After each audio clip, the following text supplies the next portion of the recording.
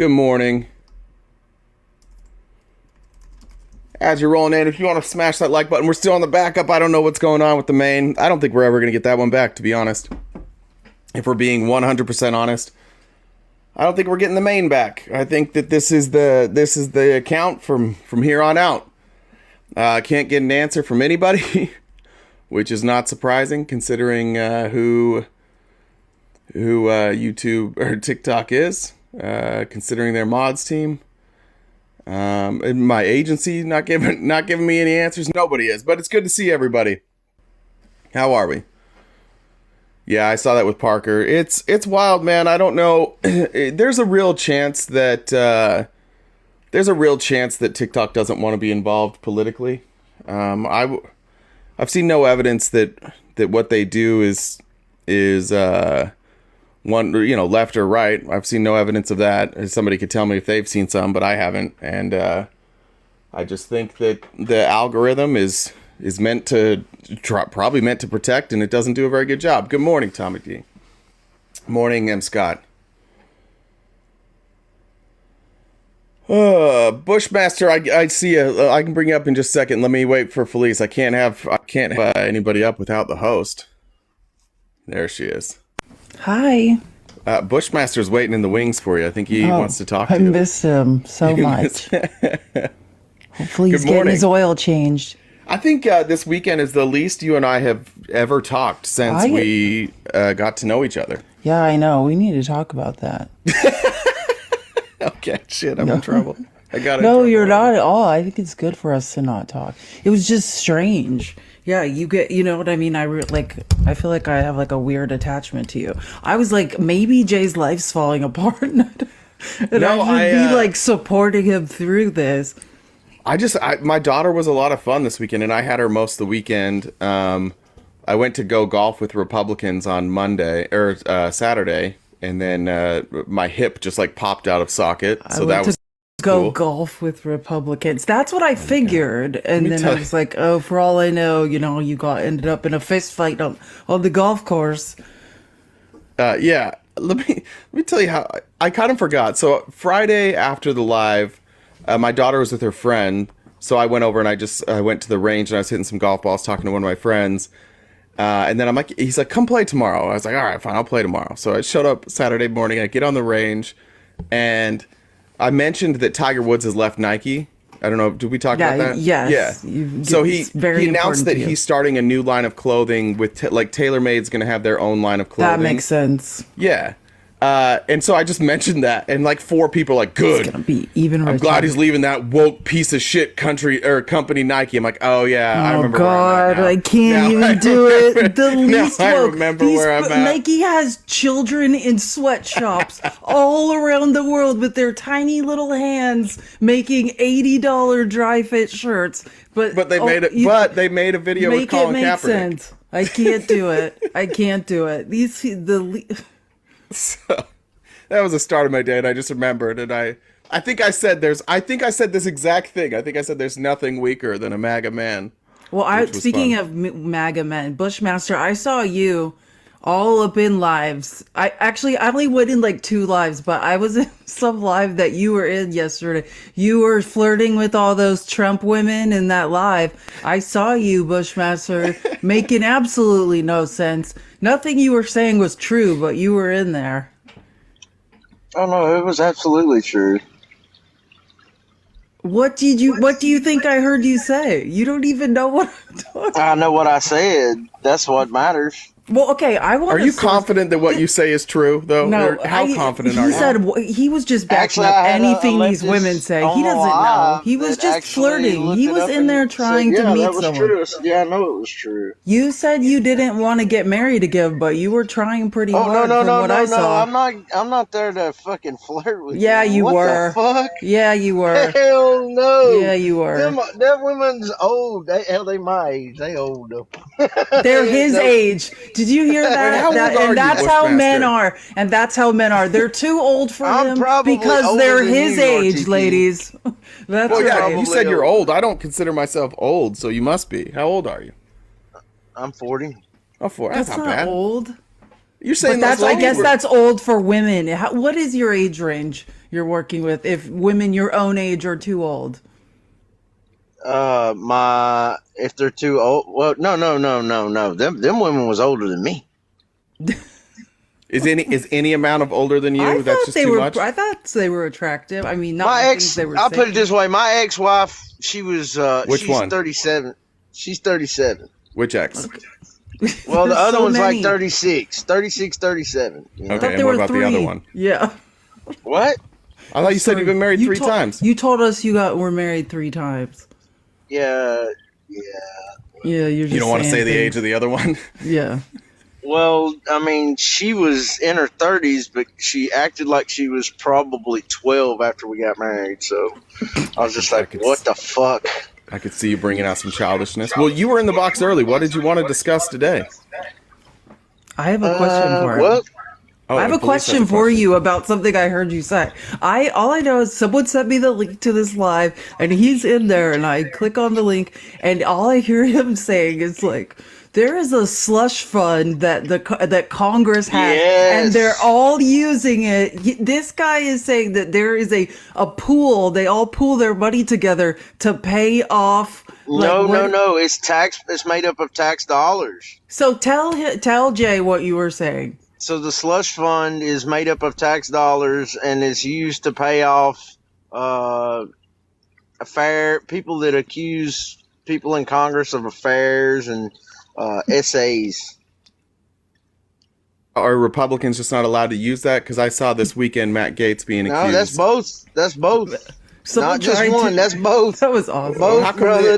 This ain't a Republican. Yeah, he's saying Democrat it's thing, brother. bipartisan. It's bipartisan. Anytime Yes. somebody's And this accused slush of an fund, affair how or an did- essay, there's taxpayer dollars set aside, he's saying, that they throw at the problem. How'd you uncover this slush fund, Yes. Bushmaster? How'd you sleuth How your did I way into figure figuring it this out?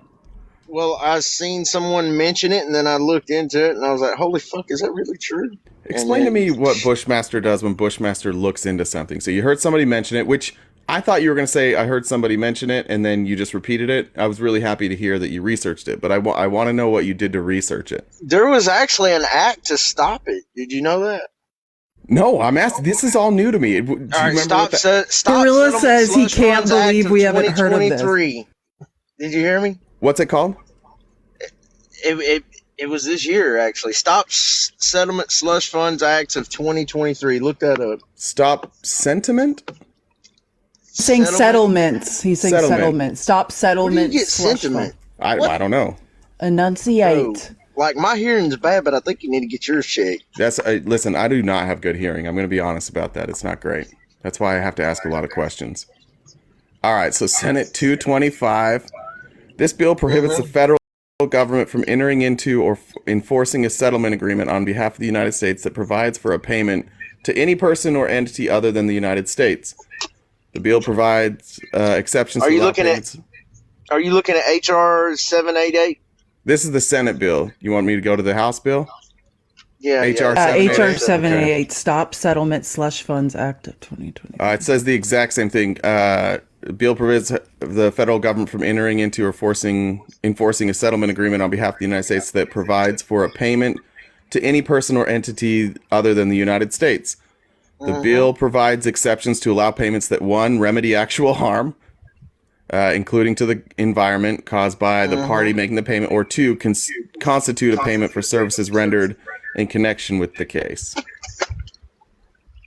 Yeah. So, none that- of that talks about paying off somebody that made it. Yeah, but they still do it, bro. I'm telling you. Well, We're trying to you stop tell. it. Wait, That's this is the not end of the proof. research? This is not proof of This was the end of the research. Bush, No one that's even just- asked that's him in just the the live. start. They don't That's even the start. question it. He just All said right, it. what's Everyone's the other like, part? "Oh, yep, that's true." Hold on, bro. That's been like fucking 3 months when I looked that up. Hold on, I got to remember where I found that. the thing I just read, it would have been on Congress.gov. That's a good place to find it. Yeah. I know that. I just gave you the bill number. Yeah. So what are you looking for? Because it doesn't talk about anything that you were One saying. second. Well, bro.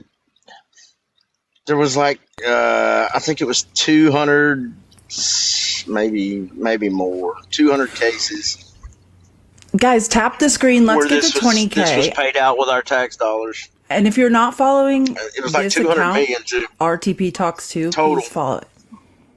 200 million was paid out to Like cover 200 up. different cases, yeah. So roughly a million per case. Probably. That's probably about right. Do you think it's odd that they didn't put that in this bill? Yeah. Why didn't they put that in the bill? This has free dumb written all over it. I just got here. Maybe yeah. it was to...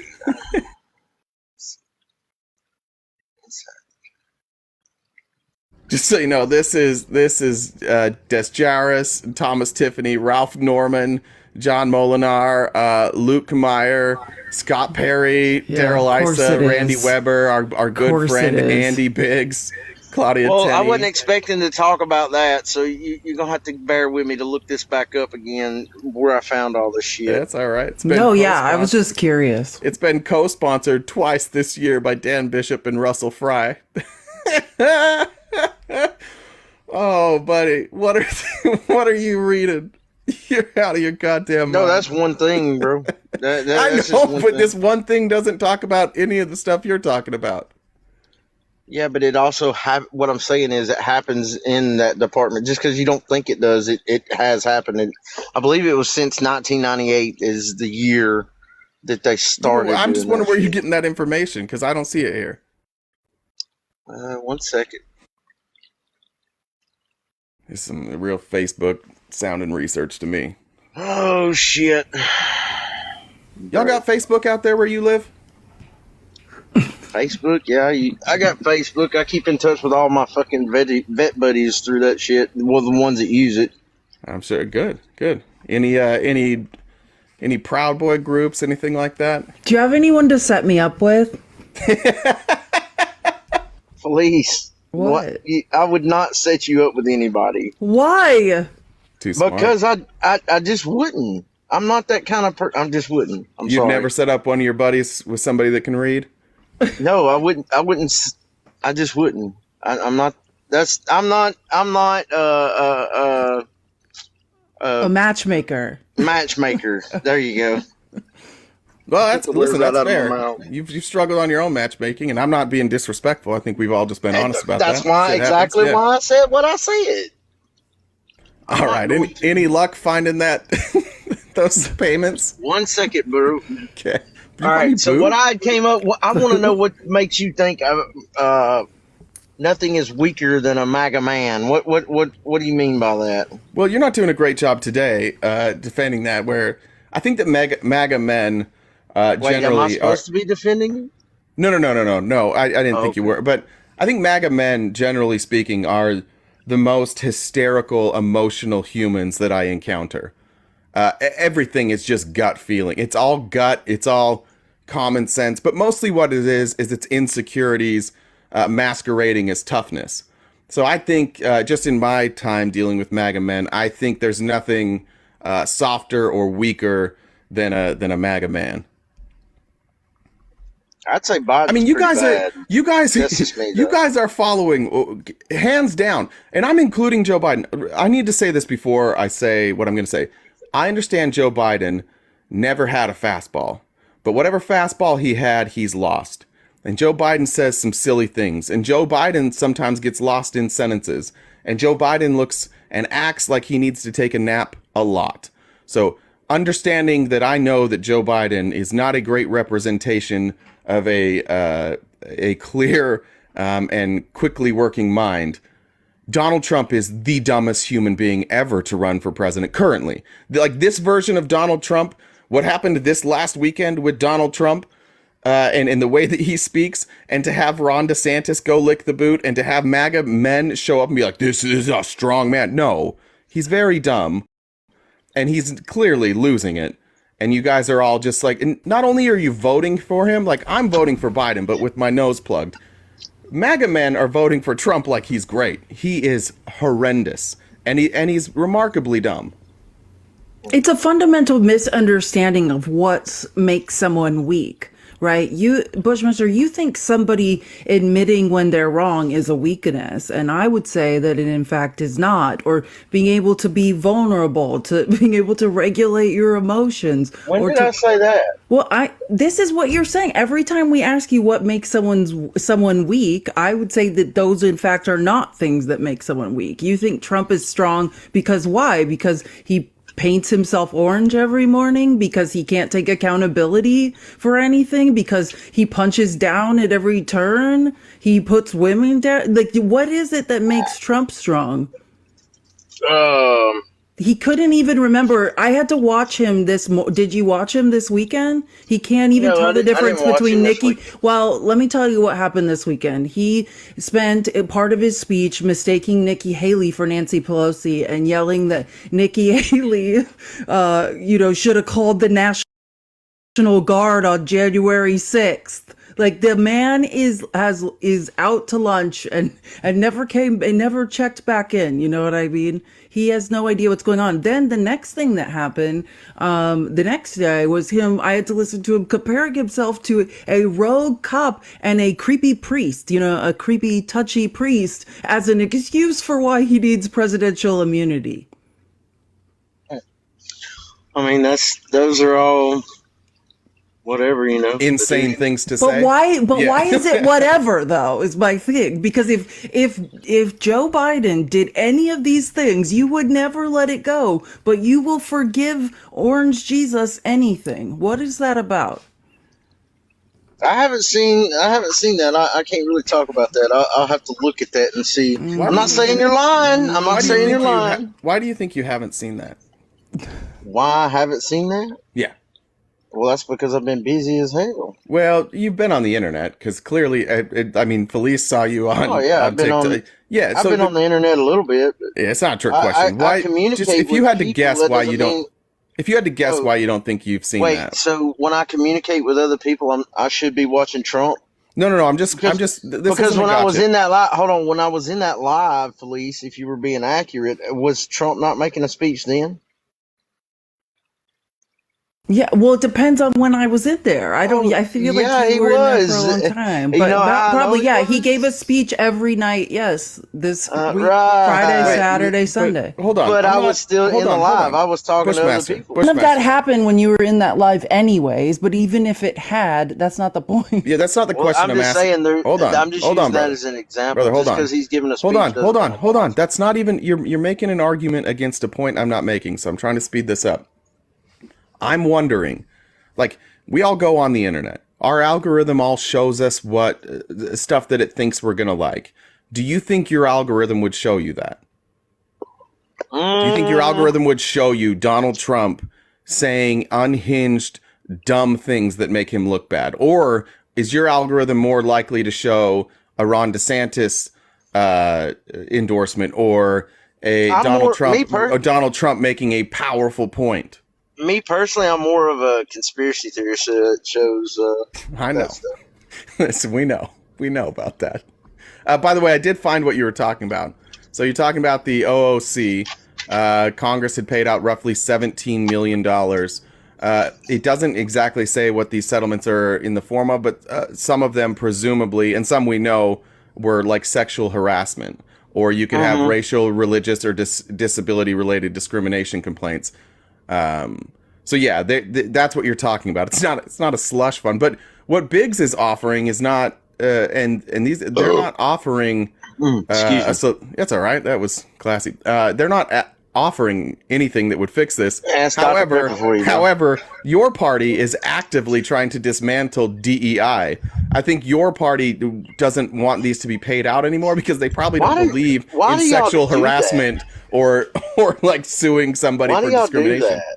What? Like, why? Yeah, it's not my fucking party. If it was my party, it wouldn't be run like it's being run. Hey, listen, it's your party.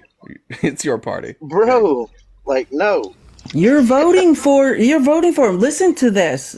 Just because you vote for someone doesn't hold mean on. that's You don't agree how with you want it to Hold on though. operate. You don't agree with DEI. You want DEI gone. I'm talking about you. I'm talking about the people in your party that agree with you. I don't know why you're hung up on it. It's not my party. I'm talking about things that you agree with. You don't want DEI.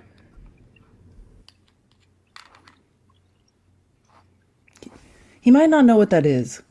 Do you know what DEI is? Sorry, that's good. That's a good point. I'm a nerd. I don't know that abbreviation. I'm not Diversity, familiar with equity, and inclusion. And the Oh, Republican okay, Party so- has spent all week grilling, saying that the military shouldn't have DEI. The school, like the DEI itself, is harmful. What exactly were they pushing for that? Hold on, wait. Like what? like in In the military? workplaces or in the workplace? military, like hiring people, it has to do with diversity, right? So hiring people of different ethnic backgrounds, racial backgrounds. What? Equity, which I know you Equity, guys don't like. equity. And inclusion, that's a motherfucker. That's the Oh that's yeah, the real that's kick. where you really No, lose your I'm trying to mind. figure out what bill have they introduced to do this? Like I've not heard of that. Yeah, so there were Senate hearings or congressional hearings all week this week. They were grilling people in all sorts of different, specifically the military, but in different government branches about their DEI policies. So there are policies that make sure that you have diversity, equity, and inclusion. There's rules for hiring. There's rules for recruiting, so that you have Yeah, I diversity. know equal and the opportunity Republicans, and all that. I'm just the Republicans are saying we want to abolish that. We don't want that anymore. where like I they haven't can't be- introduced a bill though. Is what I'm saying. So in other words, they've just a select group of people have talked about it, or someone has talked. Yeah, in other words, it's Republicans again complaining about things like diversity while not doing a goddamn thing. I think you're illustrating the point very well. They are incapable of passing a bill. They're incapable of legislating. They just complain. That goes back to this Well, point. no, they passed Nothing weaker HR2. than a MAGA man. Like recently, bro. What's that? HR2 just went through recently. I mean, they're doing shit. They just don't. The fucking Democrats and Republicans can't seem to get shit in order, and they just want to fight back and forth and just fucking not get anything accomplished. Yeah, how did HR2 how did HR2 So it's not- get it's passed? not just one, Wait, it's wait, both. wait, wait, wait, wait, wait, wait, wait, wait. Let's just be clear on this. HR2 Wait, HR2 got passed because of Democrats. It was the Republicans that didn't want HR2 passed. Republicans were the ones voting Who wrote the against bill? it. Who wrote the bill? Who did co-sponsor the bill? Here's all the co-sponsors. It's Not co-sponsor, but wrote it. let me see. Chip Roy. Chip Roy. That's a Republican, eh? Yeah, and guess who voted against it?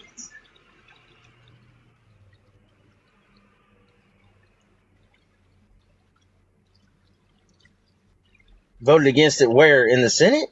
No, in the House. HRH. I was gonna say it hadn't been voted on in the Senate yet. Yeah, but how it's did it pass at the House? Senate. When you look at the votes, the yes and the no votes, where did the no votes come from? Hold on, I'll have to look at the votes. I haven't looked at the votes.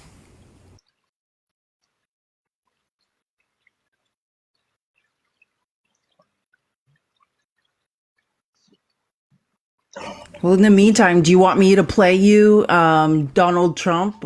Oh, this Yeah, is sure, the wrong. go ahead. Sorry, Nikki this is the wrong Haley's bill. Nancy I'm sorry, Pelosi. this is the wrong bill. I was thinking of the wrong bill. This is it was 219 Republican, 211 Democrat, split right down the middle. 2 Republicans voted no. Sorry, this is not the bill I thought we were talking about. Yeah, that threw me off there. I was like, wait, what?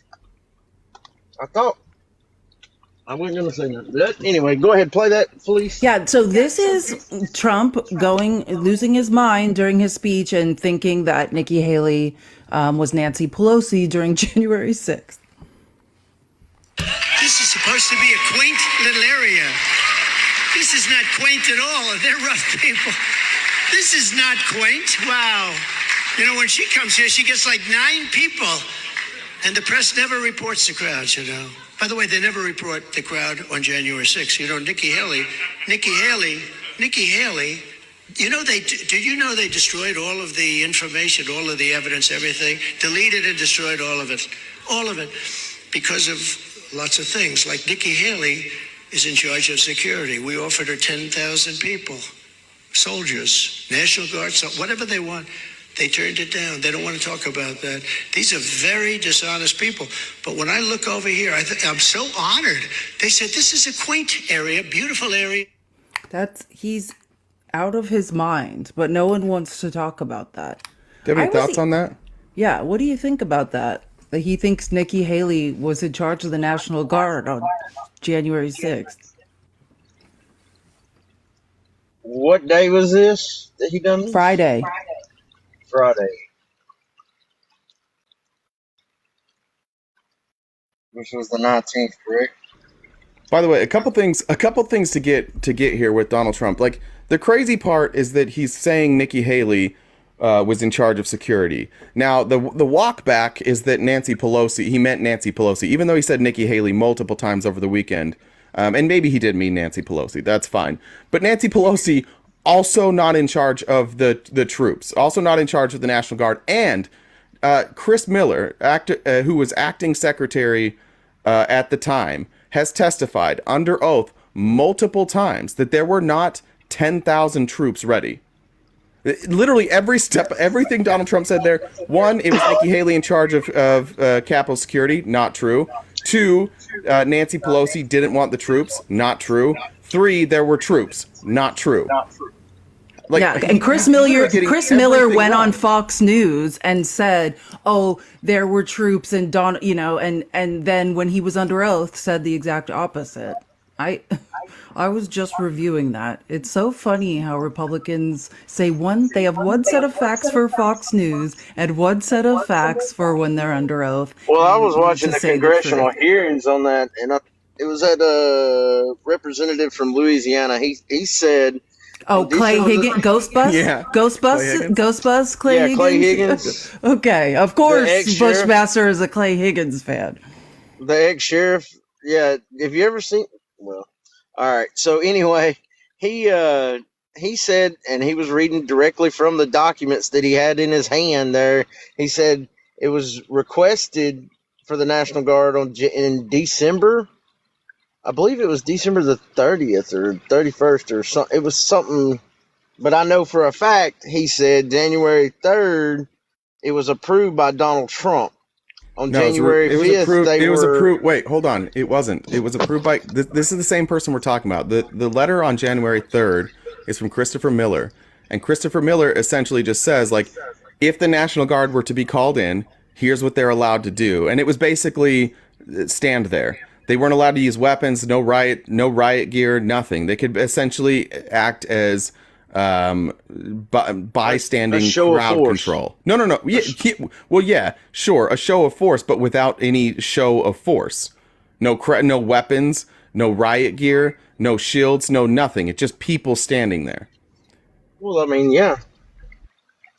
Right, and then he said, in that same letter, he said, in order to activate this show of force, I am the one that needs to authorize it, and he acts at the request of the president. Correct? What do you mean? He acts at the request. Chris Miller of was the acting general. I don't know if it's acting. I always get the title wrong. Like acting general of the National Guard. I think of the Army in general. And his letter. No, don't do this. Don't say this is all true. And his orders were that like he wrote the letter. I can read the letter. He served as the acting Secretary of Defense There you go. And he signed it as something else, so I can't remember how he signed from the letter. November 9th, 2020 until January 20, 2021. Yeah. Here's the letter. He signed the letter as just acting. That's what it was. And he said, without subsequent personal authorization, the DC National Guard does not authorize the following: to be issued weapons, ammunition, bayonets, batons, or ballistic protection equipment such as helmets and body armor; to interact physically with protesters except when necessary in self-defense or defense of others; to employ any riot control agents; to share equipment with law enforcement agencies; to use intelligence, surveillance, and reconnaissance assets, or conduct ISR or incident awareness and assessment activities; to employ helicopters to conduct searches, seizures, arrests, or other similar direct law enforcement activity; to seek support from any non-DCNG National Guard units. At all times, and here's the part, and at all times the DC National Guard will remain under the operational and administrative command and control of the commanding general of the DC National Guard, who reports to the Secretary of Defense through the Secretary of the Army. He's the Secretary of Defense. You may employ the DC National Guard QRF only as a last resort and in response to requests from an appropriate civil authority, which turned out to be Mike Pence, not Donald Trump.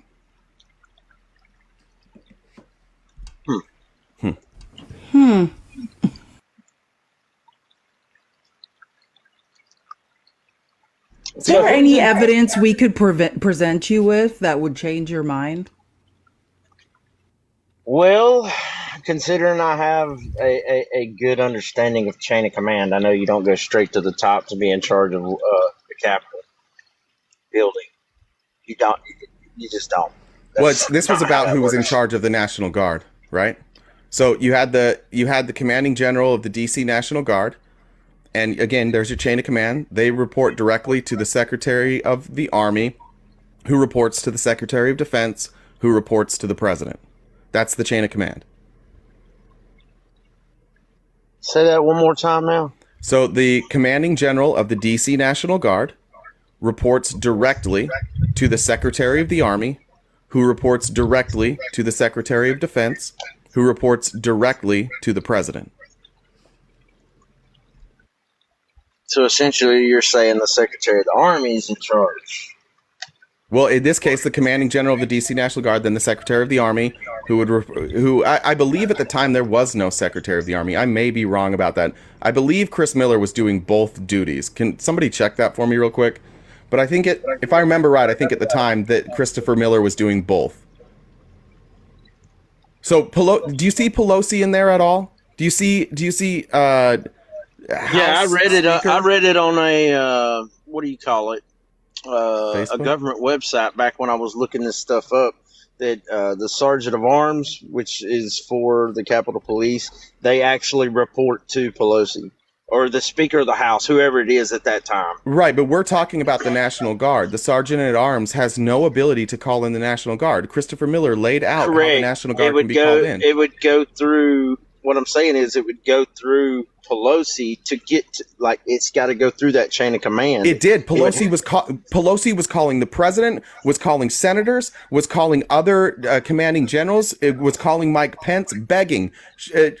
Donald Trump wouldn't pick up her phone. She did exactly what she could do. All she could do was make phone calls, and we know that she made phone calls because we have it recorded. There's video of her making phone calls, calling all these people because her daughter happened to be filming a documentary at the time. We already know, like, she did what she was supposed to do. Ryan McCarthy was Army Secretary. Thank you, Army the Secretary. To say she's not in the chain of command is just asking. She's not with the National Guard. No, she's not with the National Guard. This is only talking about what you're saying, RTP. I got that. So then how? Yeah. What I'm saying is, if it was already approved by Trump, then there was a. Christopher Miller says it wasn't. Do you want me to read his quote? I don't want to read the quote. I want to read the actual letter. If you can give me that, that would be. I just read you the letter. Perfect. That's what I just read. Where is this letter found? Let me go back to it. I found it in my files. Let me see. It's going to be a .gov. Let me see if I can find the source here. Should I just have a screenshot? I imagine it would be whitehouse.gov somewhere. But you can just search Christopher Miller letter. Just look it up. Christopher Miller letter, January, I think, 3rd. January 3rd? Yeah. Might have been 4th. What day was it? Either the 3rd or the 4th. And then if we go to Christopher Miller, no. Let me read this quote from his congressional testimony. I was never given any direction or order or knew of any plans of that nature when asked if President Trump ever gave him a formal order to have 10,000 troops ready to be deployed on the Capitol on January 6th. We obviously had plans for activating more folks, but that was not anything more than contingency planning. There was no official message, traffic, or anything of that nature. So Trump's lying when he says he authorized 10,000 troops. Yeah, If it's he even wasn't in lying, there'd be some Wikipedia. You can evidence. just look up Christopher Miller National Guard letter, and it comes up over and over and over.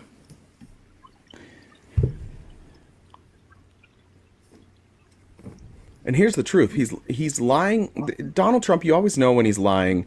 There's two ways to know. One, if he says somebody called him sir, that's 100% a lie. If he starts with sir and then he quotes somebody, that didn't happen. But two, his explanations change over time. So Donald Trump never claimed the 10,000 troops just in the moments after January 6th. What happened is, once the accusations came in that he didn't do anything, then what he does is he looks for nuggets of truth. He waits for other people to come up with explanations for why he did or didn't do things. And unfortunately, he also surrounds himself with stupid people, which is why he has terrible defenses. And that was his defense. Somebody must have told him at one point, like, oh, you authorized 10,000 troops. And he just went with it. And he's still going with it. But the person who would have authorized the 10,000 troops is saying, no, that never happened.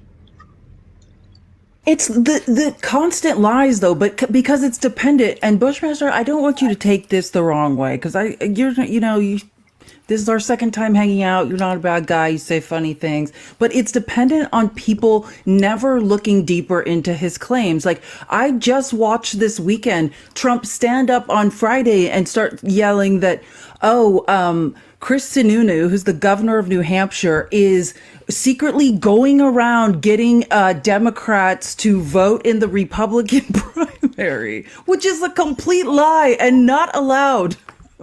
But it doesn't matter. And everyone's booing and like, I can't believe this is happening. Well, it's not happening. He's just angry because Chris Sununu is backing Nikki Haley, and he's furious, and he's fearing that it might be closer than he wants, and he's not going to look like the conquering hero. So he's already coming up with narratives to say, oh, this is why I didn't beat Nikki Haley by much, or why Nikki Haley beat me, or why we're neck and neck. None of it's true. And if you just, a simple Google search will debunk that lie, but none of you get that far.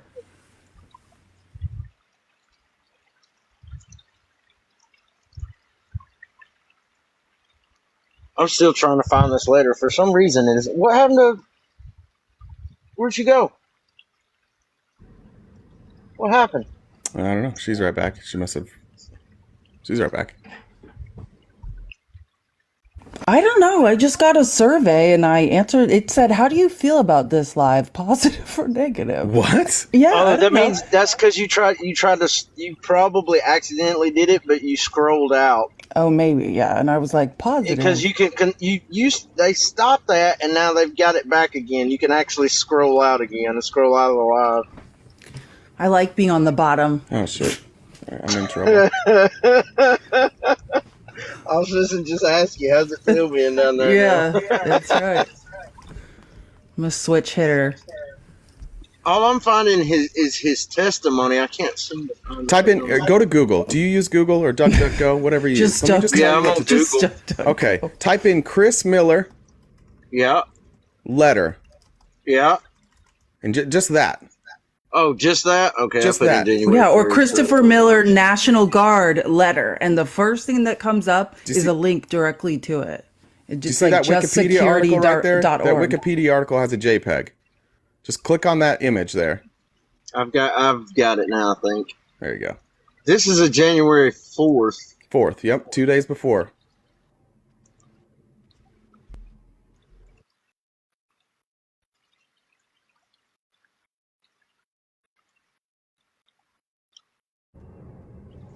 I'm gonna let you read. By the way, this is also, if you read the first part, this memorandum responds, and he's responding to, I can't remember who he's writing to, the Secretary of the Army. This memorandum responds to your January 4th memorandum regarding the District of Columbia requests for DC National Guard support in response to planned demonstrations. So they knew that the DC National Guard knew that there were planned demonstrations planned on January 5th and January 6th, and they were so worried about that they requested extra National Guard support. And this is Chris Miller saying, basically, no. Unless I approve it, the National Guard is not allowed to do any of this stuff unless I approve it. Well, why didn't he approve it? That's a good question. There's a lot. That's where the conspiracy gets a little deeper here. This is this is like a real conspiracy based on real facts. You're asking the right question. Why didn't he approve it? You can look, and you can find those phone calls from Capitol Police, from Nancy Pelosi, from Republicans, from Democrats, from people inside Trump's own administration, and you can now start to connect the dots with the testimony that they provided to the January 6th committee, where they said, yes, we were asking for help, and the president was non-responsive. Christopher Miller stepped into a meeting in a skiff with, I think it was, who did you say the Secretary of the Army was? Ryan something? I forget his name. I think those two together were for some reason in a skiff, just those two, and were unreachable. During the protests, during the insurrection, they just happened to be unavailable for, I think, at least like 45 minutes. I could find that. But that's the question. This is 2021.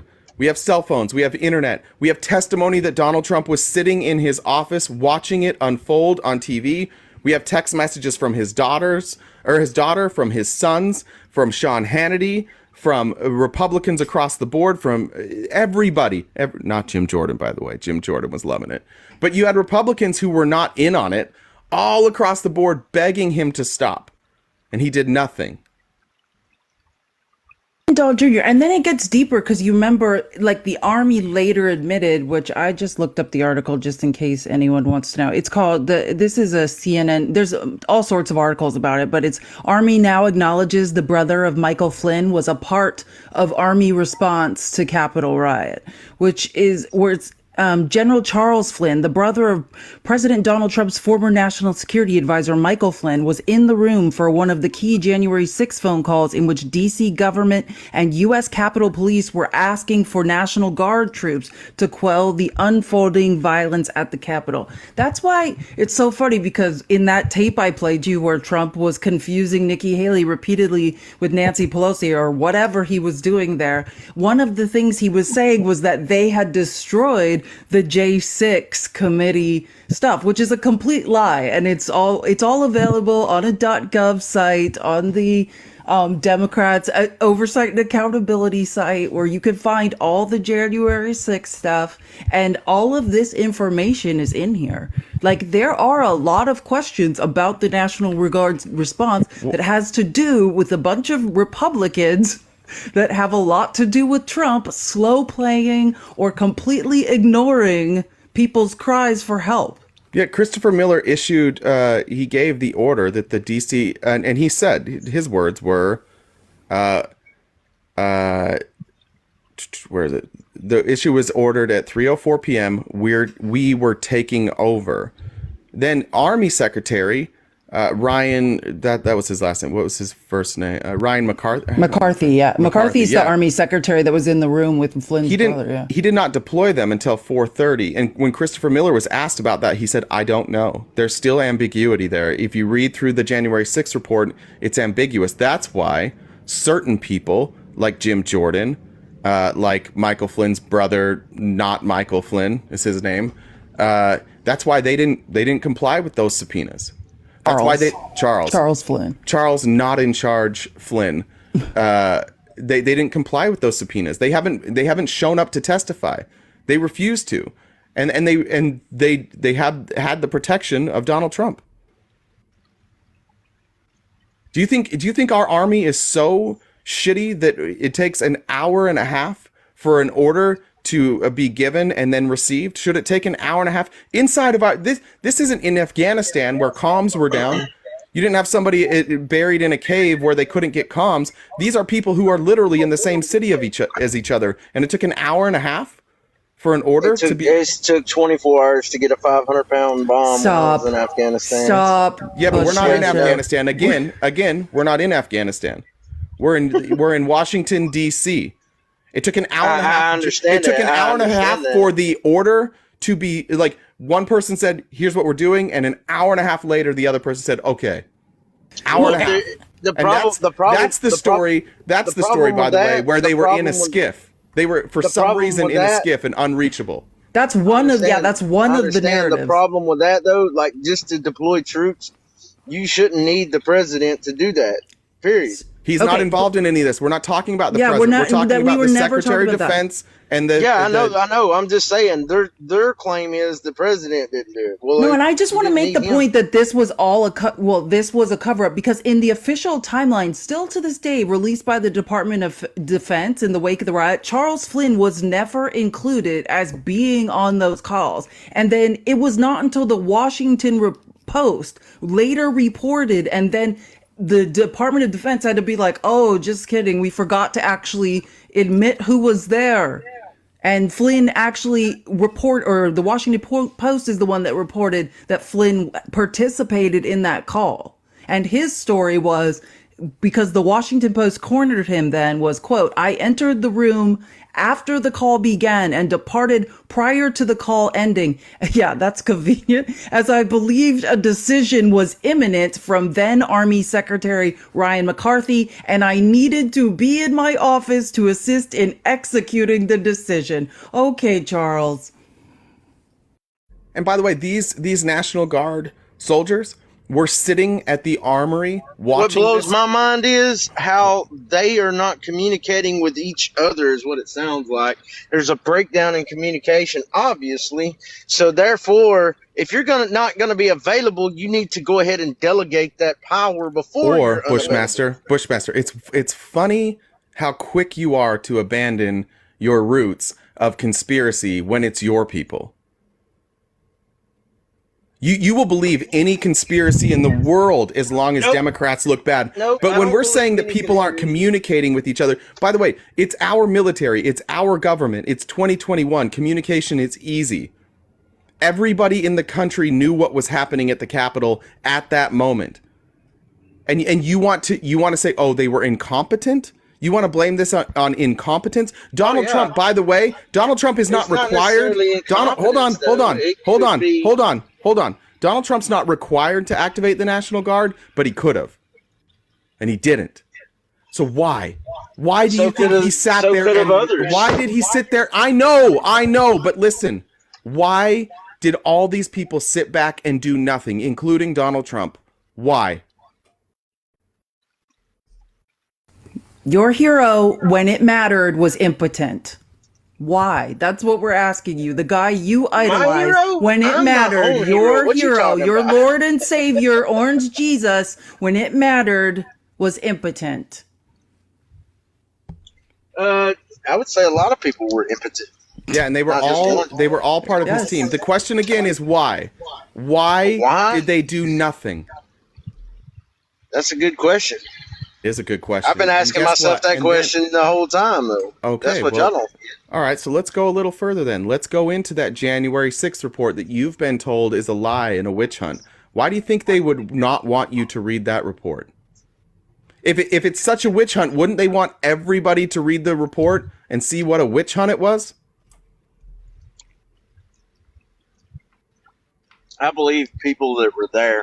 You know what I'm asking you, the people that were there. I understand what you're saying. The people that were there have no answers to why the National Guard wasn't sent. Those are just people who were there, who have an opinion on why they were there and what they saw happen. And you're running away from this. Oh, no. I'm going. Okay, so then let's talk about it. Why do you think Donald Trump and Republicans don't encourage people to read the January 6th report and watch the hearings? Why do they say don't watch the hearings?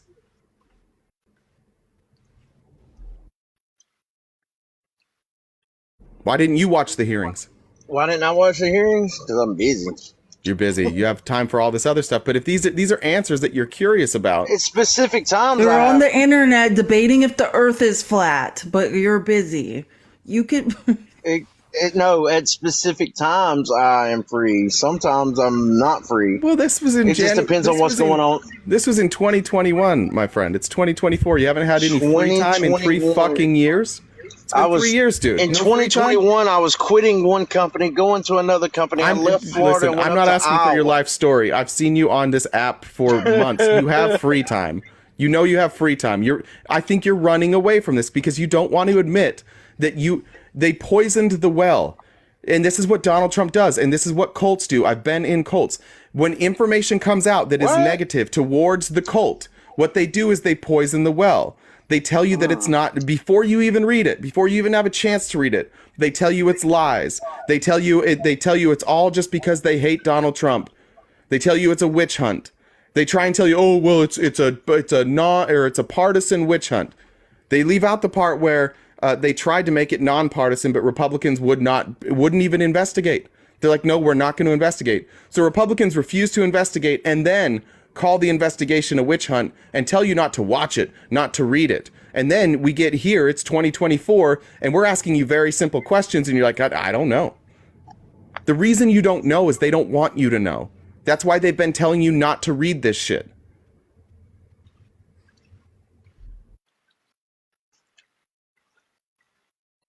So I look at, I'm not saying it's not okay to not read it or whatever.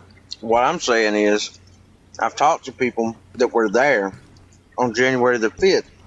The National Guard was present. That were in a skiff with Christopher Miller?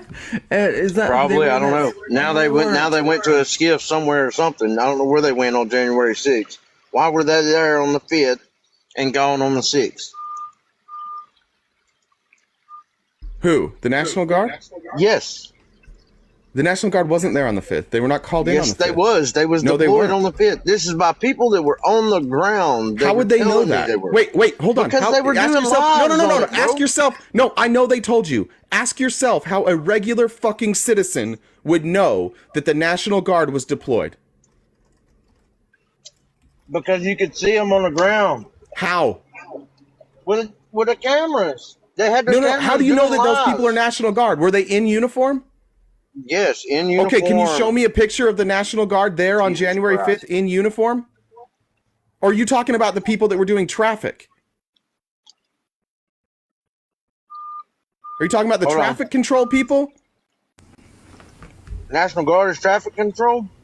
They can be used as traffic. Yeah. They can be used as traffic control. That was part of that letter. Go back to that letter by Chris Miller. It shows that basically that's all they were allowed to do. Just direct traffic, like keep things flowing along, like do you keep think the they peace. were like guarding the National Guard does left? peacekeeping missions? Yeah. Is that the accusation that they were there guarding the Capitol and then they left on the 6th? Is that what some person told Bushmaster?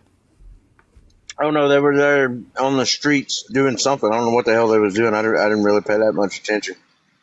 I just seen them there. No, somebody told you that they saw them there. Well, on live. How did you know they were National Guard? And how did you know that was on January 5th? Have you ever served in the military? I have not served in the military. I have many family members who have. So I could see it being hard for you to... No, don't be fucking stupid. Have you ever served in the government? Yes, when I was in the military. What branch of government did you serve in? The United States Army. That's not... Oh my God. No, the government, dude. That's not the government. That is government, bro. No, it's not. Yes. Did you know if you get fucking sunburned while you're in the military, you can face uniform code of military? What are the three branches of the government? Here, we're going to do a civics class. We're doing a civics class. We're doing a civics class. You understand what we were...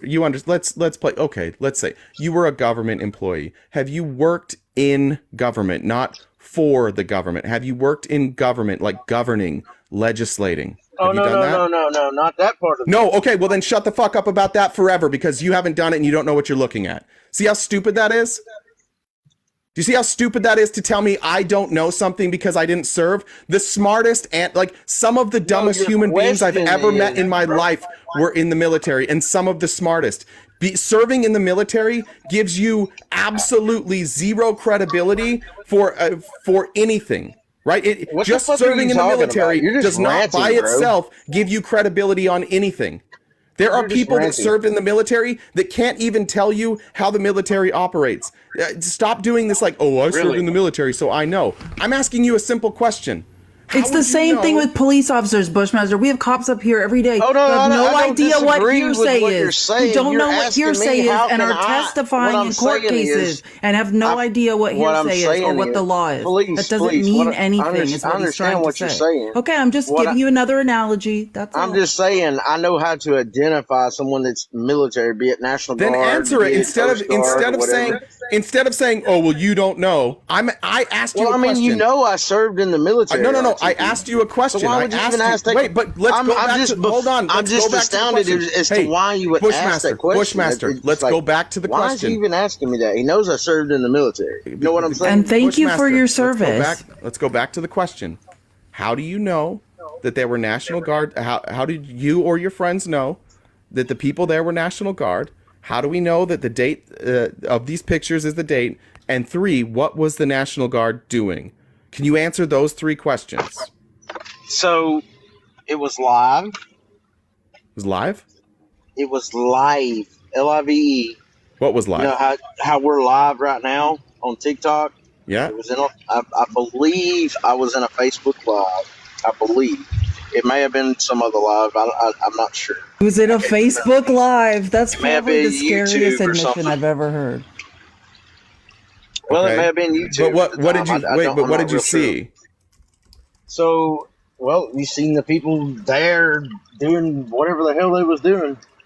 Quote unquote. What I'm asking you what they were doing. This is the question I'm asking. What were they doing? Well, there was all kinds of events going on. They had people But what singing was the- music. They had these people National Guard grilling people out. that you What Oh, were the the National National Guard Guard? people that you saw doing? That I saw when the clips I saw of them, they're standing around in the streets directing people and shit.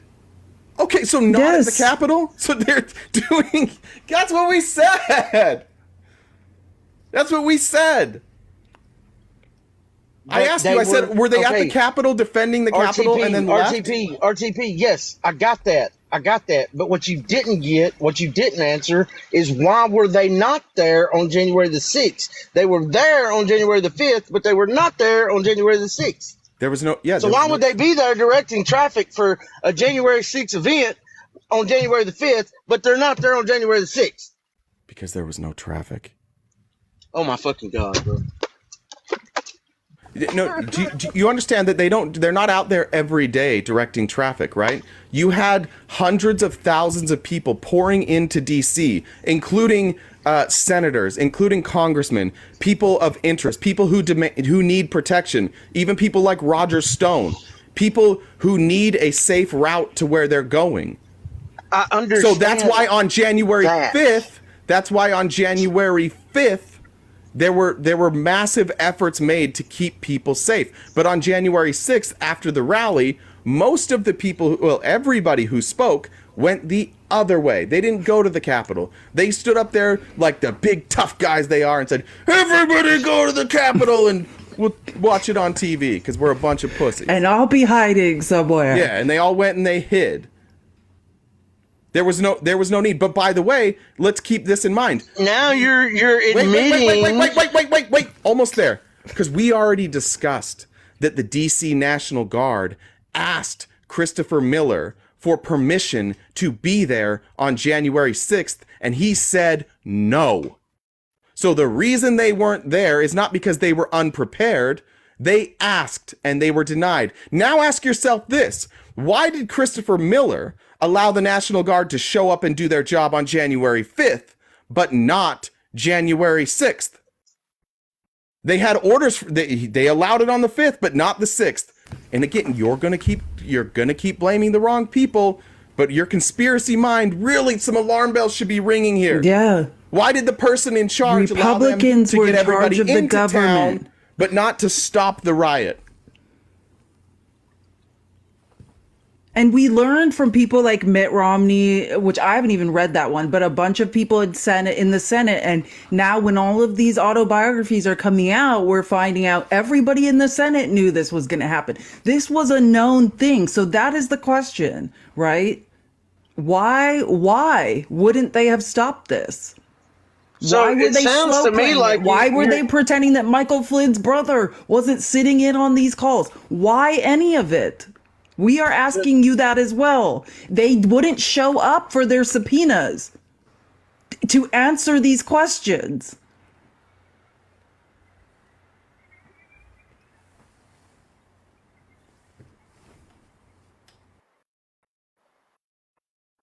So you think there's something deeper at play? Yeah. Yeah. Okay, get to your point. What is the deeper? evidence is overwhelming that there was something deeper at play. The amount of people that have come out and testified that not only did they know something was going to happen, and by the way, you can read it because the Republicans who planned it weren't the smartest. They thought just by using Telegram that nothing would, like, their Telegram messages could never be recovered, and they were wrong. They also thought that everybody would just do what they said when police showed up at their door. But no, people folded. A lot of people folded. When subpoenas came, most of the people folded, and they came and they testified.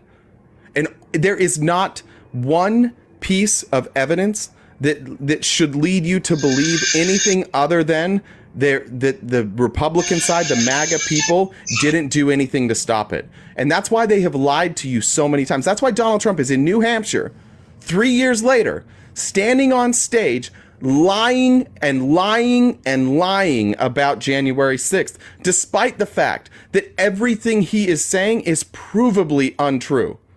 His own people said it's untrue. He was appointed by Christopher Miller in December, or he appointed Christopher Miller in December. Christopher Miller, it was met with huge pushback in December because everybody was afraid that Christopher Miller was just going to do whatever Donald Trump said. And he mostly did. But when it came down to, like, hey, where's your proof? Christopher Miller had none. 1 second. Ooh, what is he doing? This guy. They found him for the subpoena. Was he there? That's what I was thinking. I was like, was that the cops? That sounded very... The cops are here. That'd be amazing. That would be amazing if we got a Jan 6th arrest on... Does anybody know? Does anybody know? This when that happened, so no, I'm sitting here talking to a coworker. No, That's okay, so you disappointing. are We were not really going hoping to you were getting jail? arrested. Okay. Well, January 6th, broke your heart, RTP. A little bit, yeah. A little bit. But you see what I'm saying here? Like, I know that people think that lefties are crazy, and I know that you guys have been told that we're just lying about everything. But what time is it? We've been doing this for an hour now. And every single piece of evidence that you think that you have is completely refuted by the facts. And there's a counter narrative that's offered by people who worked for Donald Trump saying that he's lying.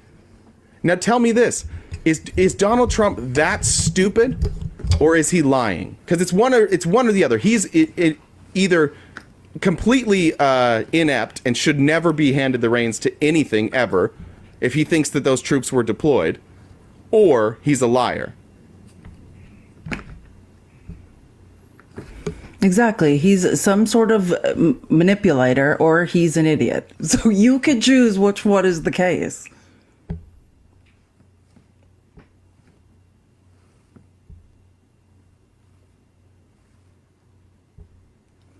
That's a good. Somebody said it's both. That's true. No, well, I It's mean, probably yeah, both. It's both things probably can be both. true. Multiple things can be true. Sorry, dude. I know you're busy with work. I don't want to have too much dead air. Do we need to let you go? Okay, don't change for anyone. All right, brother. We'll see you another time. Let's get to our show outline for today. So much stuff to talk about. Let's tap the screen. I feel like I should have said that more times. Also, if you haven't followed RTP's backup, RTP Talks To, please follow it now. And let's invite some people. You know, sometime, which you said you don't know him, but Union Street Gang, he's this amazing creator. He served I don't even know, 20 tours. You know, he's a former Marine, and he talks when you what it just reminded me of what Bushmaster was saying about I was in the military. I can identify people who are in the military.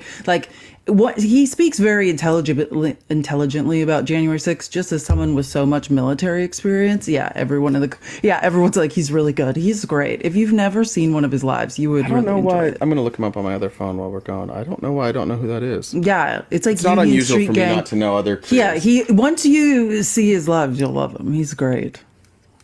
Check. All right. Well, let's get to what we actually prepared today. Yeah, well, okay. Well, when do you want to talk about, is Prague here? We can talk about the Safer Kentucky. Sorry, I have not been, my brain's mush. I have not been checking Discord or yes, and he has all the text. best songs too. Prague, just jump up when you're ready. As long as there's not a guest in the box, just jump up. I know. He's like, you guys can talk about it without me. I was like, no, we can't. I was like, what? There you are. Oh, a flower crown. Thank you. What's up, Prague? What's going on, guys? How you doing today? Hey, So, educate us. yeah, just to let everybody know, one of the things we asked Prague to do when he came on as a mod is originally when he joined the Discord, he would write these really thoughtful kind of breakdowns of legislation or events.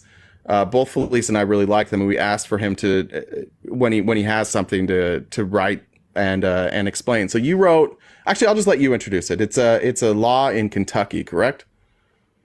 Yes. Okay, tell us about it. I wanted to bring attention to this for specific reasons. So for anybody who's listening and wants to follow along, this is House Bill 5, also known as the Safer Kentucky Act. It has just recently been passed for final revisions before being sent to the full House for a final vote. So this is kind of, the reason I bring this up is because this is almost to a T Agenda 47's way of dealing with people experiencing homelessness. And it's interesting because other states are doing very random things from both Project 2025 and Agenda 47. For instance, in Oklahoma, they are doing, they're trying to ban corn by making it a felony offense to watch. Yeah. Also, 2025 thing. Thank you, Mo, for bringing our attention to that. Moses. Yeah, that's the also, corn and defender. then Josh Hawley and Mike Lee. That's the only thing they've done this year is try to make that a federal ban on corn. Yep. I think that's Oklahoma. But anyway, so back to this bill. So in section 17 through 20, it kind of outlines plans for dealing with people who are experiencing homelessness. So if we look at section 17, we see that they're going to start banning urban camping in specific public and private spaces. And this is kind of, this is similar to states where they almost outlaw it altogether. Where are they going to go? So they have a solution for this. And they outline the solution in two ways, in both sections 18 and 19. So in sections 18, they talk about programs who specifically raise money to provide homes for people experiencing homelessness, to have to adhere to specific rehabilitation and mental health initiatives, which is obviously not the worst thing in the world, because if we look at how we want to treat mental health and addiction, we want to get away from criminalizing it and get more into treating it. But I think we all know that if you force people who aren't ready into these things, it's going to fail anyway and end up being a waste of resources. So now you're really just setting up stipulations that make it harder for them to get help. And then in section 19, we see that they are designating special areas to send these people temporarily until they get treatment, which we talked about being similar to internment camps in Agenda 47, right? Yeah, that's where this really caught my attention. Yeah, because it sounds nice on the open end. They're like, we're going to make sure they have all the necessary amenities, blah, blah, blah. But you're pushing these people further and further away from the broader community. And you're taking away the one thing that's actually going to help them, and that's support. It just...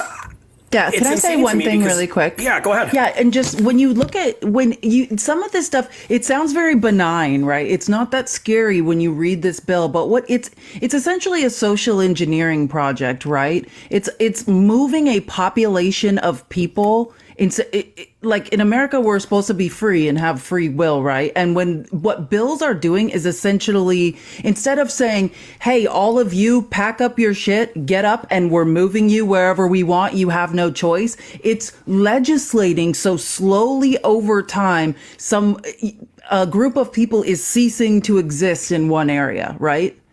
Making it harder for them to be able to exist in that area. Maybe making it easier for businesses to call the police on them. But that's what it is. You're essentially slowly over time socially engineering a group out of existence. And we're seeing this across the country with unhoused populations. Sorry, go ahead.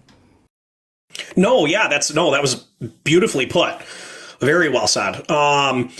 And when we look into Section 20, they kind of tell you, like, as a local government, you're not allowed to prevent this either. You're not allowed to get in the way. If your town, if your municipality doesn't agree with this law, too bad. You have to follow it.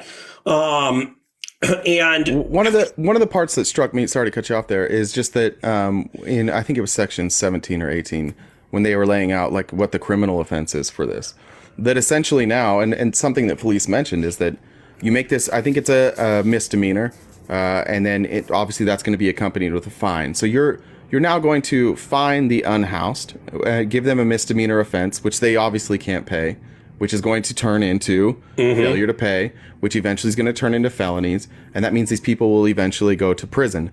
So it seems to me that the problem that Republicans have is and I think this is across the board.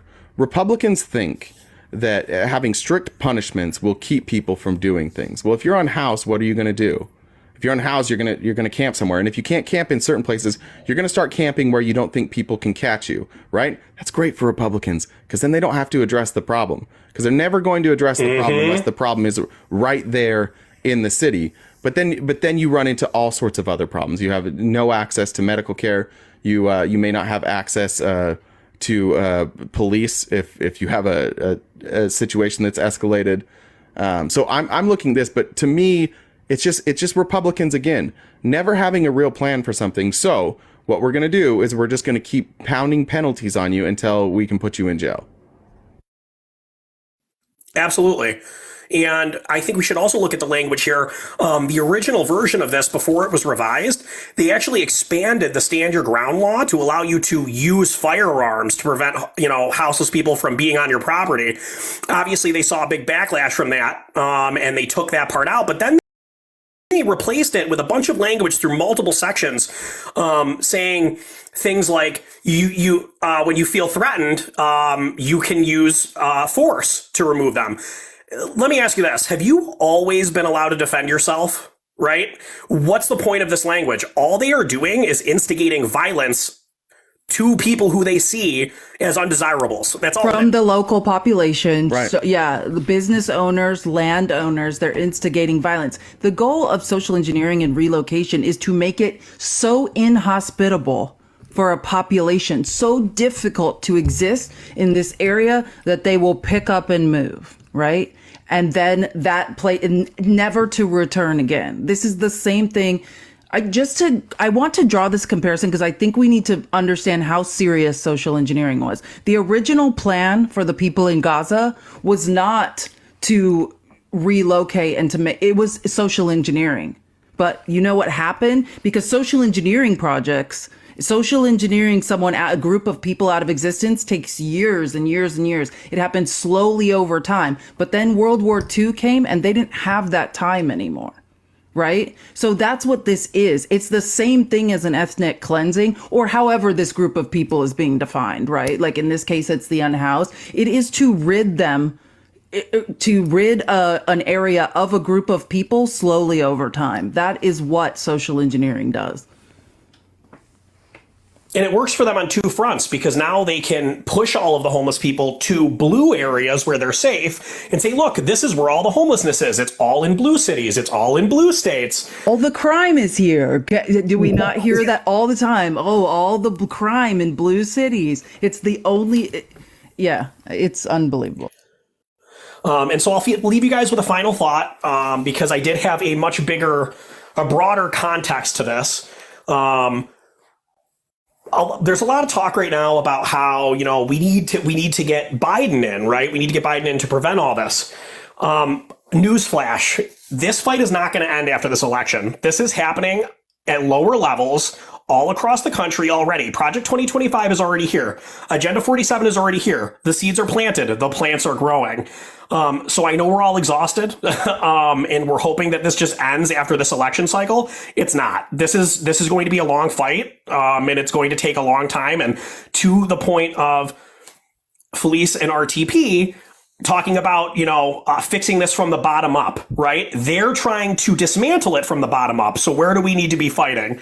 Probably here at the bottom at our local level, trying to prevent things from getting worse before they get a little bit, what do they say? Trickle down economics. Let's trickle up reformation. It's not as catchy, but I liked it. I liked it a lot. No, absolutely. Like Project 2025 is absolutely something we can worry about from the top down and say, whoever is the Republican president, Republican think tanks, namely the Heritage Foundation, this is the plan from the top down. But exactly what Prag is saying is that this is also a bottom up plan. We were discussing this in one of our staff meetings, but one of our ideas, I think it was Travel Casey whose idea it was, and I'm sorry if I'm getting it wrong, but it was a great idea, is how can we get people who are working all day long and want to do some grassroots activism, like what could we do? And one of our ideas is essentially, one of the plans for Project 2025 is this grassroots kit. Get people like Moms for Liberty, bored people who are, trying to influence change, and give them a little grassroots kit and say, here's how you can get involved with Project 2025 on the local grassroots level. You can call these numbers, you can make this website, you can organize people. And we were thinking one of our ideas is,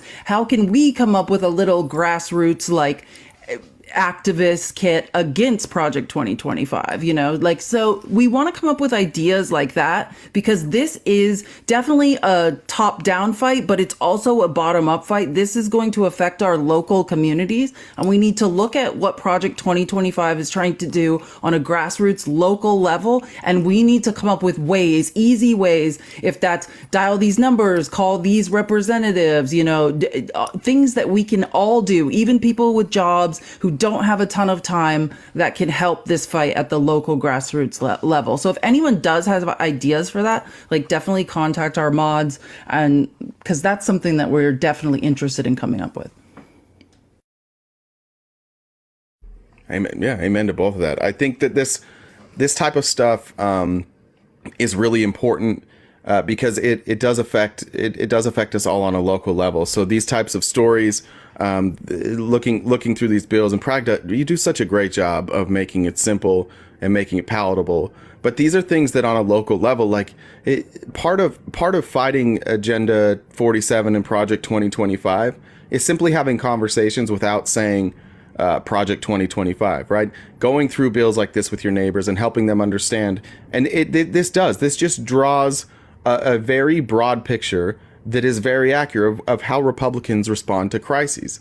Any crises that they see, they just want it gone, and they don't know how to fix anything. And so they just want to get rid of they just want to move the problem. And if they can move that to camps, great. And if the camps don't work, great. We have a plan for that. If the camps don't work, we'll put them in prison. And great news, these people that run the prisons, they're going to give us a bunch of money. They're going to donate to our campaigns, and they're going to advocate for things like this. You can see the direct line that Republicans draw with almost every sort of legislation that is just going to put more and more people in prison. We're already the country who puts the most people in prison. It's not working. It doesn't work. We're not getting better. Things aren't getting better. It's just like trickle down economics. We've been trying this for decades. It doesn't work. And I think this is just another good example of Republicans pretending to do something when really they just want these people to end up in jail. That's the whole plan. There's stuff in this bill that talks about charitable organizations, how they're not allowed to post bail for any of these people if it's over $5,000. So there's also stuff on the back end where they're like, hey, good Samaritans who want to help out, they can't help. They cannot help. What's fascinating to me is they already have an overpopulation in many prisons, and they're still let's find more ways to get wageless labor, guys. Let's just continue. Because a lot of these red states are dependent on it. Yeah. They're wageless prisoners, slave labor. Like we saw with Brett Favre, he got prisoners to construct a volleyball stadium, a Division II volleyball stadium. He stole money from people on welfare in Mississippi to construct a D2 volleyball stadium for his daughter. And when he didn't even want to pay for the labor, they got prisoners to build it. It's unbelievable what is going on in these red states with prisoner labor. You don't just go to prison and sit there. You become a workforce. Yeah, I mean, aren't there systems in states where they make license plates for the state too? Yeah. I mean, there's all sorts of programs. Everything you can imagine under the sun, all sorts of industry going on with prisoners. Absolutely. And I just want to point this out. This is the incarceration rate. And just tell me if you see a pattern here. The incarceration state, like the states with the highest level of incarceration: Louisiana, Oklahoma, Mississippi, Arizona, Texas, Missouri, Kentucky, Alabama, Georgia, Florida. Those are the deepest, outside of Arizona, which, like, we're still cleaning up after Sheriff Joe. Outside of Arizona, the deepest red states in the countries. And they have the highest incarceration rate per 100,000 inhabitants. And I think Kentucky moving on up. They're sliding up there. They're moving up. They're between 700 and 800 incarcerations per 1,000 people. That's wild. So just know, like, when Republicans say that, like, they're going to fix things, all that they really mean is they're going to put more people in jail. That's all that they really mean. Every time they say they're going to fix a problem, their go-to is, we got to put some more people in jail. Because we made prison a capitalistic industry. This is the problem with capitalism. Now we have a bunch of rich white men profiting off keeping people in jail. And when Joe Biden came in office and said, oh, well, federal prisons shouldn't have to do with privatized profit, that's no bueno. That cut into some rich people's pockets.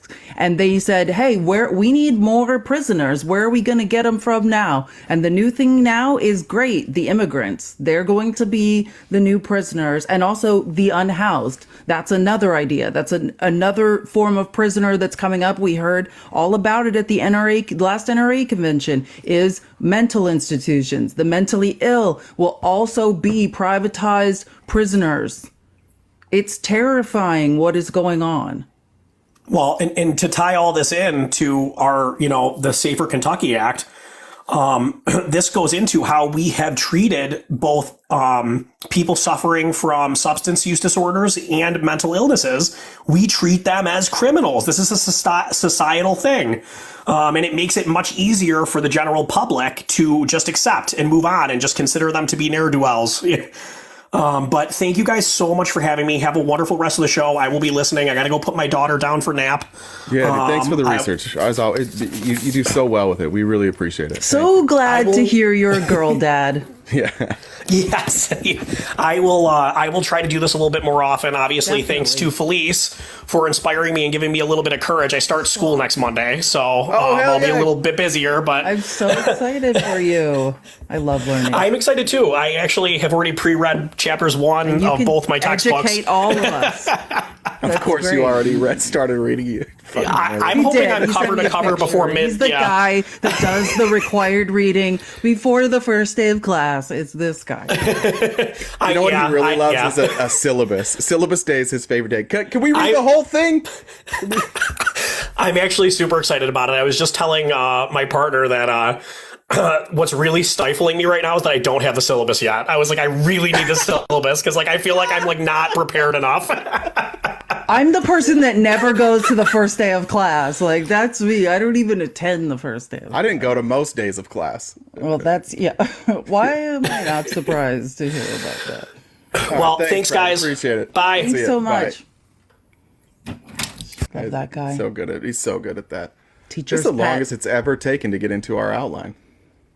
I feel like I was getting into it with Bushmaster. I was just listening to the outline. I was like, he has nothing to say. I love how they just get amnesia when they're faced with something they don't. You know what I mean? It's just like, when did that happen? What? Oh, I wasn't watching TV then. It's like, well, this is the thing about Trump that I think maybe can give some people some hope, is that he's saying the same things over and over.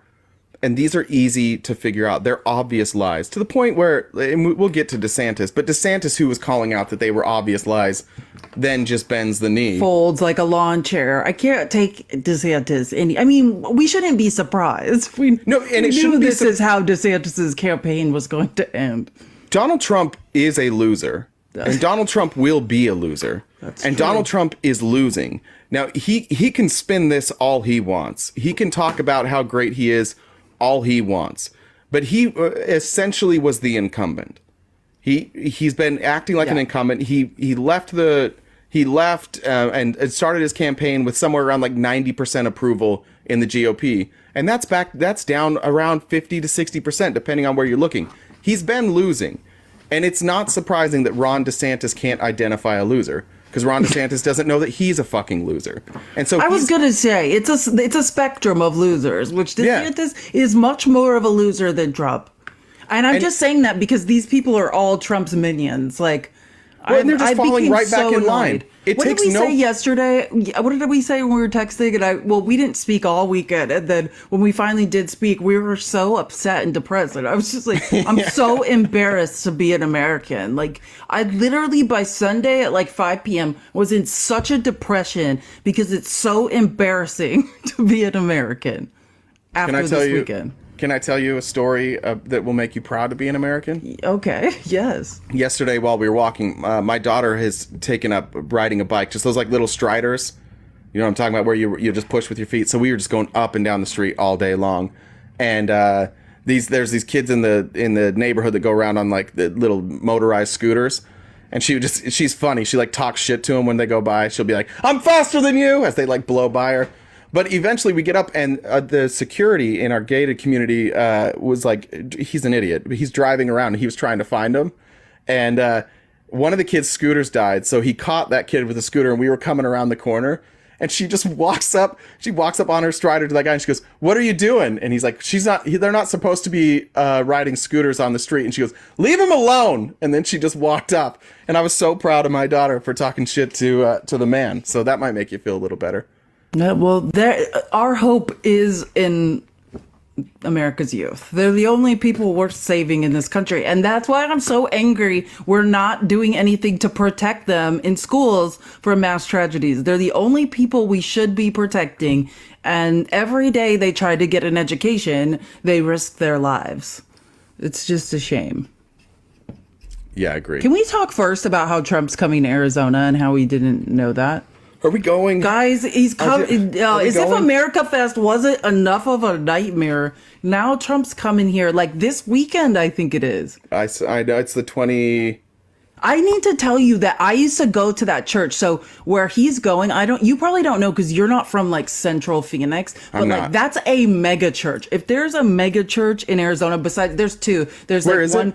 What are the crossroads? It's on Cave Creek, and like it's right tucked into like the mountains. It's like Cave. Oh, okay. Yeah, it's really pretty. It's like built into the side of a mountain. I drove past that. Last you week. know it if you saw it. It's that place gorgeous. is unbelievable. It's a gorgeous campus. Yeah. Yes. Yeah, and it used to be called Phoenix First Assembly. It used to be one of those Assemblies of God churches. I used to go there when I was really young. So many, and I didn't know Muscles and Nursing was from Arizona. I sent you a link to a TikTok he made about it because I didn't know that, but he was talking about it. Yeah, Trump's coming for an Arizona GOP event, which I don't know if he's putting it on, but the Arizona GOP is bankrupt. So I'm wondering who's paying. Probably MAGA. Probably you guys. I went on to see if I could get press credentials. Shocker, there's no option on the website for the press. Trump's not allowing press to do anything. Trump's just throwing people left and right out of his press pool. I think only 4,000 tickets are being sold, though. It is a very small event. They're not small, but that place. Well, they can hold 4,000 though. I wonder if it's indoor or outdoor. I don't know, but I looked today, so it's not going to be a big event. I imagine I imagine the church is donated, so I don't think it's costing them anything. Sure. Yeah, for sure. Probably doesn't cost them a dime. Because they don't have any money. We know that the Arizona Republican Party has no money. They have such a contentious relationship with Trump. But can you imagine all the crazed Republican state legislatures we could probably run into? All the weird, maybe Andy Biggs will be there. He's probably not invited. He's not cool enough. He's like one of those Trump lackeys that doesn't get invited to anything. You never see him. You never see him ever. Yeah, well, of course not. I mean, so this church is called Dream City Church now? Well, it didn't used to be. It used to be called Phoenix First, and Dream City was like another inner city church they built in Los Angeles that they first named that, and then they made it their whole brand. Yeah. So it is called Dream City now. But yeah, it's The Barnetts run it. I don't know. It's a long, sordid tale of, lots I'm going to of see what we corruption. can do. I think there's They stuff have like all restaurants week, right? there. This is like a complex. This is like a real mega church. There's like multiple restaurants. They put on huge productions. Like, yeah, it's a whole thing. I don't know. We could try to go or not. I don't really need to. I don't watched even know. every single Trump rally there ever was. I could probably go give his speech. I'm trying to figure out how much tickets are. That's what Oh my God. We don't want to pay. We're not paying money to go get yelled at by him. We might.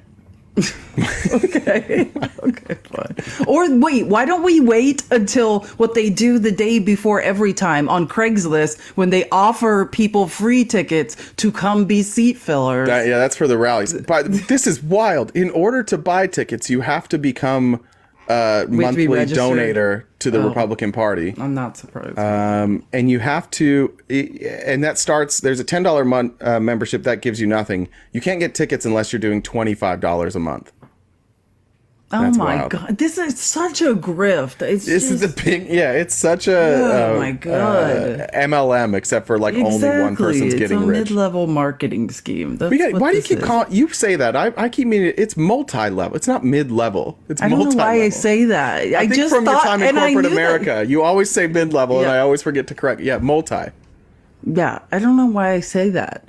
You're right. But they're I a have been mid-level, saying that. multi-level marketing scheme. They're mid. They're very mid. Super mid. That's what the cool kids say. I think I'm too old to say mid.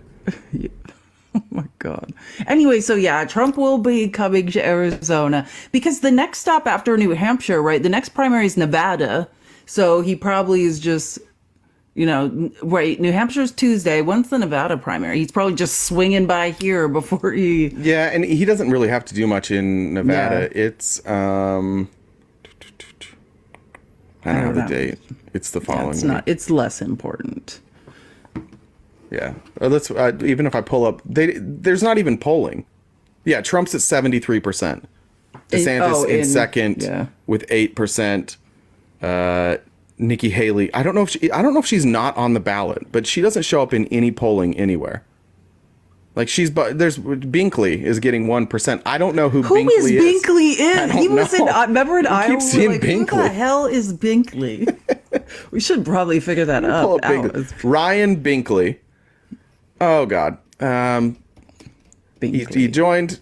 He joined because he joined the party or the presidential run because God told him to. So that's a good sign. Well, that's why I never looked him up. Oh yeah, the Christian Broadcasting Network. He's like a real. Okay, so this is the evangelicals put forth a real candidate.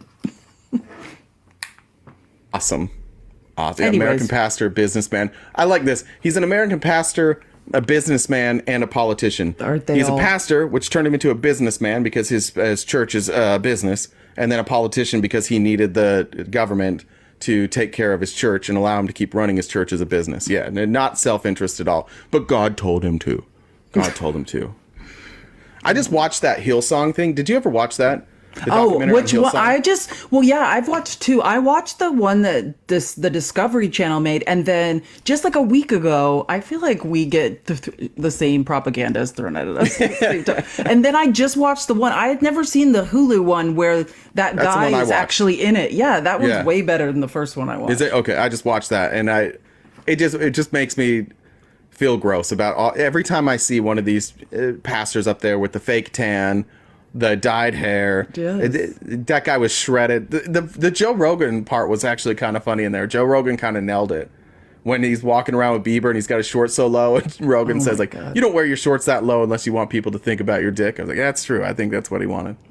Yeah, Hillsong, if you guys don't know, was just another huge church, evangelical, or were they originally Baptist? Whatever they are. They started in Australia. They thought it was own Pentecostal.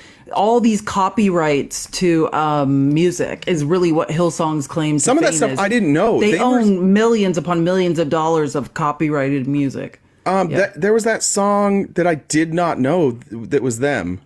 Pretty much every gospel song that has ever been a hit, like the new age like gospel music, Hillsong owns the copyrights. But yeah, I don't listen to like I like don't songs with good either. lyrics, but when I listen to music, it's usually like the the actual music that catches my attention. So I didn't know. I think it's called I don't know. It might be. Oh my God! Ocean. I just had a great idea. We should set some goal for getting more followers on YouTube, and then when we reach the goal, the reward should be that you play and sing a song. You play guitar and sing a song. I know that is one I'll of sing. Hillsong's I'll songs. sing this one. I hope. I already know that song. Yeah, you could. Yeah. Did you know that was a Hillsong song? Yes. Yes. I had no idea. Yeah. It's I'm called telling you, Oceans. that's a great song. Very good. Except for when, it's too bad it's about Jesus. But Well, maybe we'll remix it. Anyways. But yeah, you should sing. You guys, if you don't know, Jace can sing and play instruments. Cool. Cool. Thank you for that. Thank you. All right, so let's go. Let's maybe just go through the weekend. You loved this weekend. You spent the whole weekend watching Trump rallies. Well, what happened basically on Friday? It started with Friday with the cognitive breakdown, where Trump started mistaking whatever he was doing, thinking Nikki Haley was in charge of the National Guard on January 6th, or mistaking her for Nancy Pelosi. Whatever was happening, it was a complete meltdown. But I think what was also just really interesting to watch in New Hampshire, because so many Republicans from DC, like so many Congress members, converged in New Hampshire this weekend. So watching the warring factions of Nikki Haley's people trashing Trump, saying that he's senile, but then they'll all still vote for him. Every last one of them. That's the cowardice. Like there's the hard part with Trump is that Donald Trump doesn't play by the rules. And everybody else does. And so when he doesn't play by the rules, this entire, like, when he congratulated Ron, I'd like to congratulate Ron DeSantis for endorsing me. Like, what the fuck? That's so but that's how we can play that speech. That was another moment of just depression. Yeah. I mean, we all saw Ron DeSantis, like, concede, but do you remember the week before when he was like, oh, if you don't kiss the ring, you could be the most amazing Republican. If you don't endorse Trump, then he shits on you, or you could be the worst Republican, and if you endorse Trump, then everyone loves you. And then what did DeSantis do? He concedes, immediately endorses Trump during his concession. Like during his concession, like he's conceding and endorsing. Everybody that concedes knows you make those in two separate speeches. But I honestly believe Ron DeSantis just could not take the criticism that was going to come his way. He wasn't going to wait a day or think about it, because he knew if he quit, it would be nothing but being trashed relentlessly on the internet, and he couldn't take that. So he put it into his concession speech, which, just so you, like, nobody does that. Nobody ever does that, especially somebody like Ron DeSantis, who ran on a national spotlight and was very, towards the end, he showed a lot of animosity towards Trump. But that's who all Republicans are. They're all cowards. Every last one of them. Like, you got Chris Christie's the only one at this point. And even we'll Nikki Haley's a coward. She's in there. She will capitulate when she concedes. She's doing it every day this weekend. She starts, like, she's gonna trash Trump for being senile, but starts the speech with, like, okay, everyone, I voted for Donald Trump twice. I think he's done amazing things for this country, but he might be a little crazy. It's like she has to give this, like, 5-minute disclaimer of saying all these nice things about Trump just to prepare people for saying the truth. Yeah, it's again, it's like speaking to anybody who has, like, let's say deeply religious beliefs. And when you speak to them about your beliefs, I had this happen to me on Friday when I was actually at the golf course. One of the guys that's a pro is, like, accepted Jesus, and the guy that's his caddy was, like, bragging to me about it. And he told at one point, he's like, no matter who you are, everybody needs Jesus. And I was like, yeah, or something, right? Instead of saying that's crazy, I push back a little differently. And that's what they do with Trump supporters. So Nikki Haley knows she needs Trump supporters. And in order to get Trump supporters, what she thinks she needs to do is talk about how great Trump was, but that he's lost his fastball. And that's not going to work, because it's a cult. Like, you're not going to talk sense into people who this is all gut feeling anyways, right? And it's a really, really cowardly strategy, and it's not going to work. They keep trying the same strategy over and over and over. If the GOP was serious, and this is the closest they've been to serious, if the GOP was serious, they would go, everybody that doesn't want Trump in office would go back Nikki Haley right now, and they would go on an all-out offensive. They would point out every single time he sounded like a crazy person. They would talk about January 6th. They would talk about, probably not the judges, because that's not a good one, but they would point out all of his flaws, and they would do it loudly, and they would do it in unison with uniformity. But they're not serious. They are very, very not serious. So they're going to keep playing cowards. this little game where they can look like they have courage, and they can look like they're running a campaign, but they all know the second they got in this race, they all knew they were going to lose, and they've all campaigned like it. They've all campaigned like losers, because they are losers, because they're led by a loser, and all they do is lose, lose, lose, no matter what. And I think that what we saw really was just real-time failure of a very serious strategy, which I don't think DeSantis was a great person to even try it, right? But the strategy of it's estimated he wasted $150 million of Republican, of the donor class of billionaire money before they took it away from him and refocused it on Nikki Haley. And that man's goal was to essentially slide Trump's base right out from underneath him, be Trump, but even farther. That's why you saw the beginning strategy of DeSantis's campaign.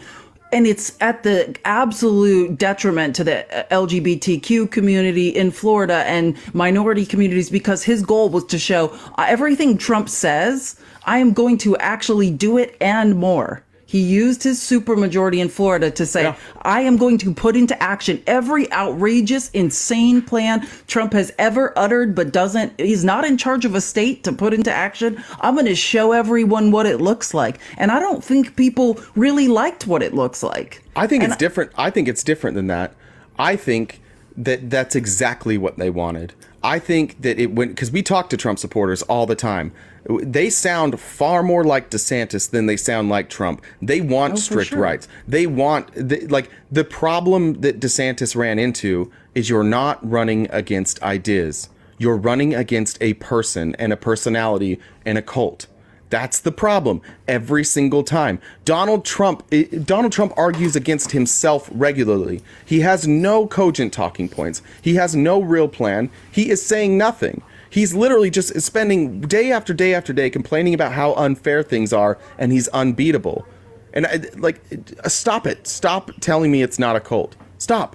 He was more Trump than Trump, and the Trump people turned on him. And if you don't believe me, go look at the people that were supporting DeSantis. But that's what we say when you hear somebody say, which you hear a lot on MSNBC and stuff, a cult of personality. That's essentially what we're talking about, right? It's not a cult is not based on a belief system. There can be one, right? But it's dependent on a leader, right? And if Trump wakes up tomorrow, because he doesn't even believe half the stuff he's saying. Trump is a moderate. Trump was a Democrat for longer than he's been a Republican. Trump never, he might be saying things, but it's all talk. If he wakes up tomorrow, David says it all the time and said the exact opposite. If the lists, David would say, I'm a socialist today. Yeah, if he said Medicare for all tomorrow, every Republican would go along with him.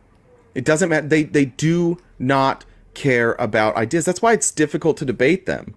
I think that's why it's difficult. I think that is why it's so offensive watching DeSantis do his impression of Trump, because that was never the point, right? It was never, you can't just say the words Trump's saying. It is specific to this man, right? They want to give him his second chance. They feel like, you heard that woman, we were playing a clip last Friday, I think, where she's like, I love how he says he's fighting for me and I'm going to fight for him. This is a personal thing that has to do specifically with this man. Grab that audio. I got to pee real quick. Grab that audio of the guy talking about Trump being the rock star.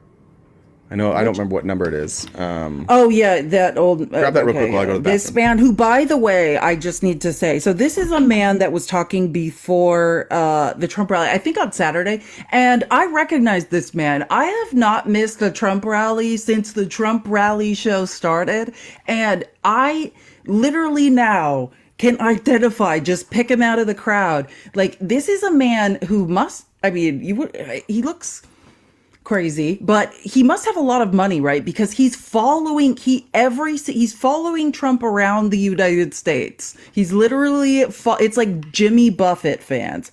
Okay, here we go. Prepare yourself for the insanity. Oh wait, let me see if I can turn this. This will be my 68th Trump rally, where I'm seeing 68th Trump rally. I've been to many other rallies with his adult children and other congressional leaders and such. This is my number 68 Trump rally. Let me tell you, a Trump rally, one of the big draws. It's the greatest show on earth. Not only is he a great leader, he's a great entertainer. These rallies are fun. He's a terrific stand-up comedian. Donald Trump is our first rock star superhero president. He is the real-life Tony Stark. He is President Iron Man. In what world? Somebody help us. He's so good with technology.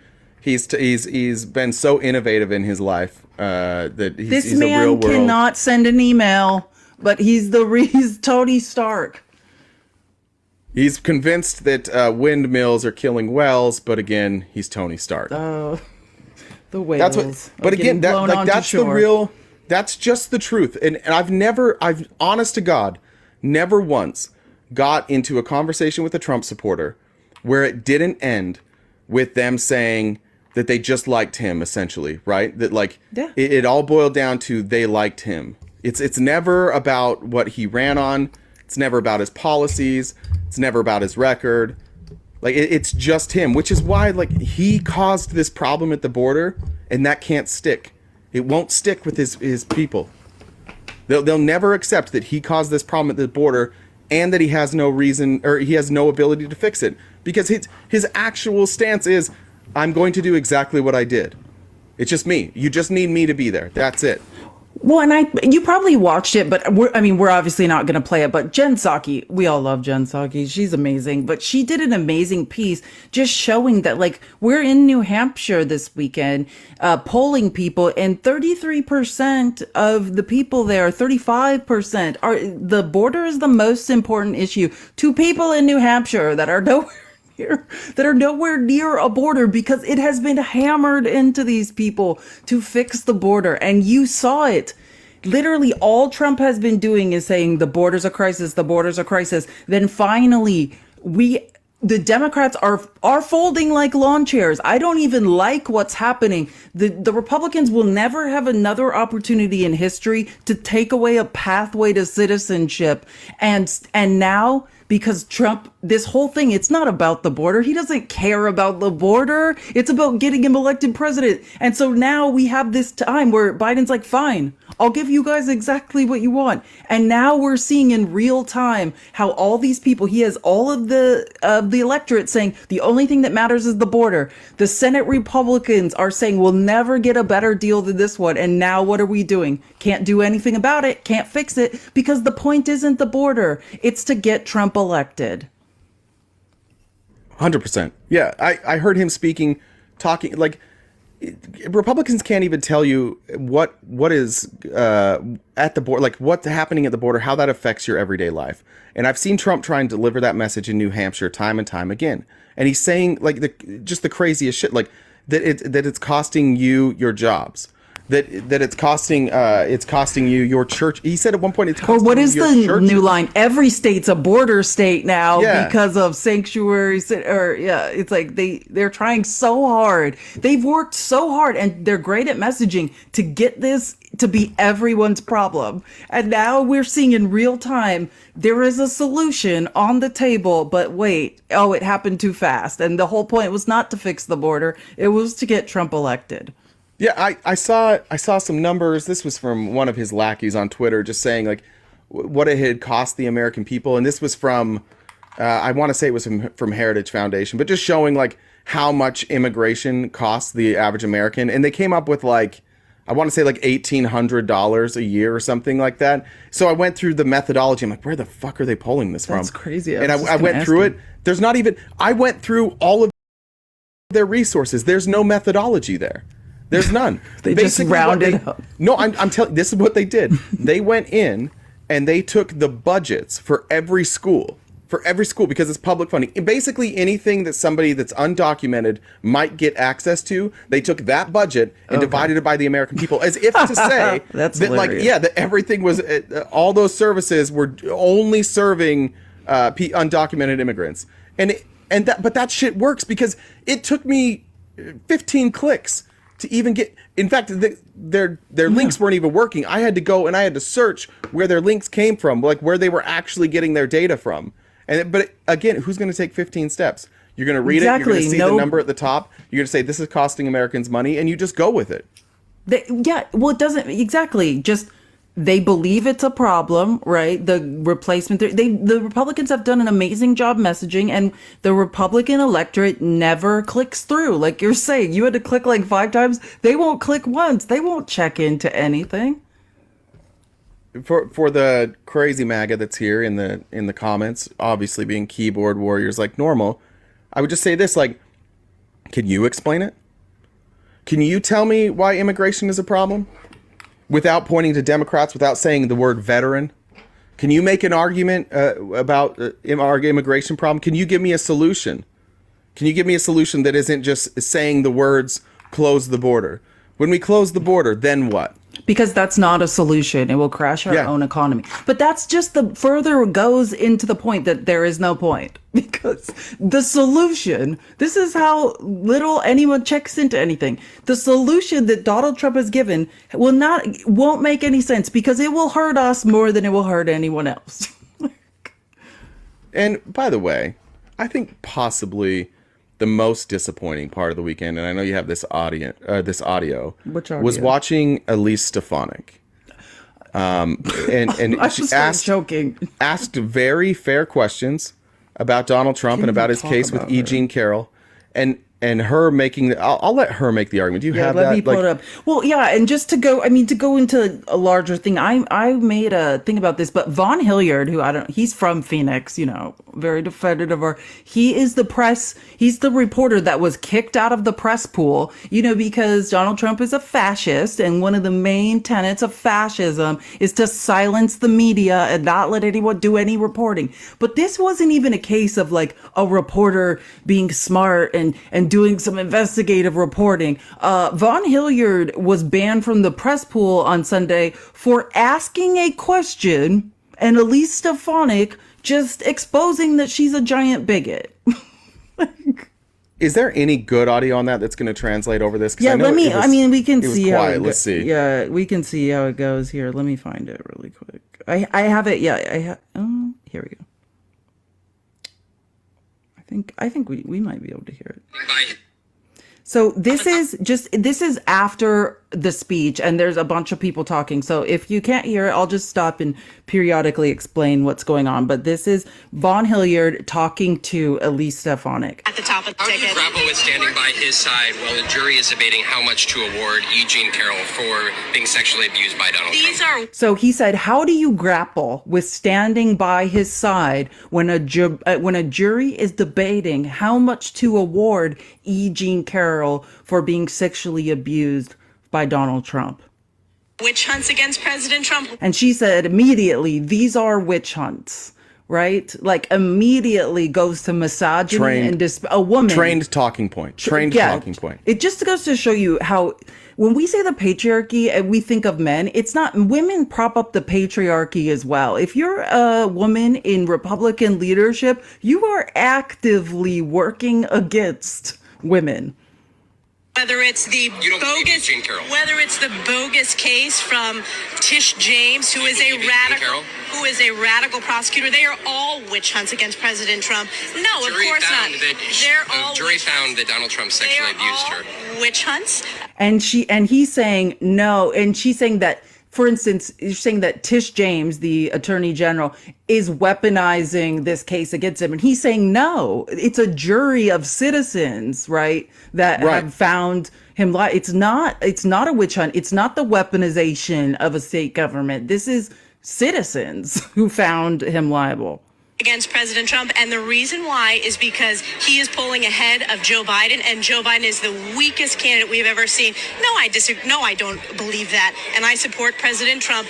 And you know what? The media is so biased. This is just another example of the media being out of touch. Jane Carroll, it's not me. It's not the media. It's a jury that found. So first she tried to say that the government was being weaponized against Trump. That didn't work. He's like, no, it's a jury of citizens who found him liable. So now she's moving on to, well, it's the media. It's the media. What does that have to do with a jury finding Trump liable? He sexually abused Jane Carroll. Next question. Again, the media is so out of touch with the American people. Like 2016, you are going to see the American people speak out loudly and clearly with their vote. We are so tired of the biased media shilling for Joe Biden every single day. And the reality is President Trump is going to win. He's going to restore rule of law, and he's going to restore respect for the Constitution in this country. I don't know when this started, but this is one of the things about the rule politics. of law that he refuses to follow. He will restore. This thing about politics, and specifically currently right-wing politics, because there's not really a primary, but this happens everywhere. But the way that the politicians speak, as if like everything they say is going to be true. Like Donald Trump will win. The people are sick of the media. They will come out and they'll vote for Donald Trump. It will be like 2026 or 2016. We will make America great again. Like Elise Stefanik has addressed zero of the questions. She has said nothing but talking points. And there are people who think that she's great. This is how this shit works, folks. You are given a list of things that you are supposed to fucking say. And when anybody brings up something that is negative, this is what you're supposed to say. It's a witch hunt. It's a witch hunt.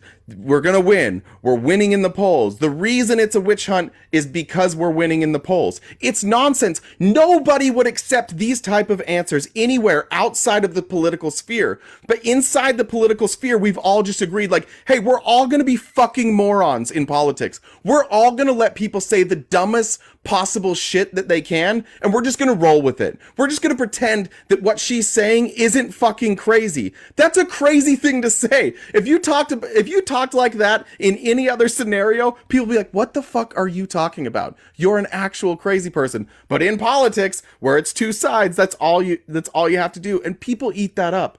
The problem is those clips work. If you go on YouTube and you go to sports, go watch like a coach getting upset at a reporter. Everybody loves it. They're like, look at that coach telling that reporter how it is. The reporter's job is to get you to answer questions that are happening. And we have somehow turned heroes into the people that are so goddamn thin-skinned that they take questions as an offense. And those are now our heroes. Those are the clips that we love. And we have turned the the press into the enemy of the people, which is what every dictator in history has ever done. It's exactly what the guy in old Germany did. Exactly. Like, we have to stop with this. We have to stop protecting these people. We have to stop pretending that Elise Stefanik isn't up there sounding like a goddamn moron, saying nothing, and then this guy gets banned, and then all of MAGA's like, oh, that's awesome. Fuck that guy. Why? Because he asked a good question, and he followed it up with what actually happened, and you're mad? You're mad at a guy for saying things asking a question and then adding context that is true, and that's what makes you mad. Or that's what makes you mad. And that's what makes MAGA so goddamn weak. Is truth makes you more mad than anything. And I just want MAGA, we support, and Joe Biden has fully supported your right to ask whatever asinine dumbass questions you guys have wanted to ask. We can't move forward and do the work of the people because all we have are these sham hearings asking dumbass questions. And so what we're learning now, what we're seeing from Trump is that a reporter not even doing anything. There was no gotcha moment. There was no genius investigative journalism going on. He asked a question. Yeah, and his question had and we're nothing, not allowed to ask questions anymore. It had nothing to do with the case either. Like, she went directly to the media. Nobody asked you about the fucking media, Elise. That question wasn't about the media. That question was about a court case. Awful. A court case, by the way, where we don't have fucking cameras. Like, this is not a media narrative. Specifically, we don't have cameras in the court case. We're relying on a handful of journalists to tell us what happened in there, and you guys still think that this is a witch hunt. They've gone out of their way. They've given Donald Trump all sorts of latitude just to avoid the appearance of a witch.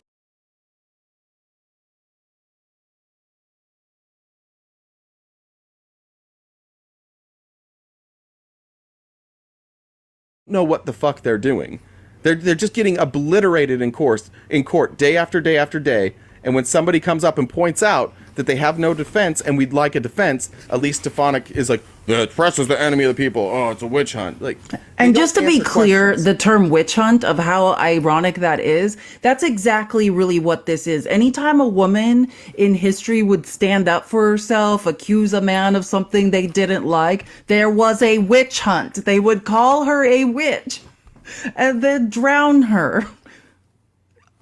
That's what it literally was. You just accuse somebody of witchcraft when they said something you didn't like. We'll agree it's a witch hunt if you allow us to have the same outcomes.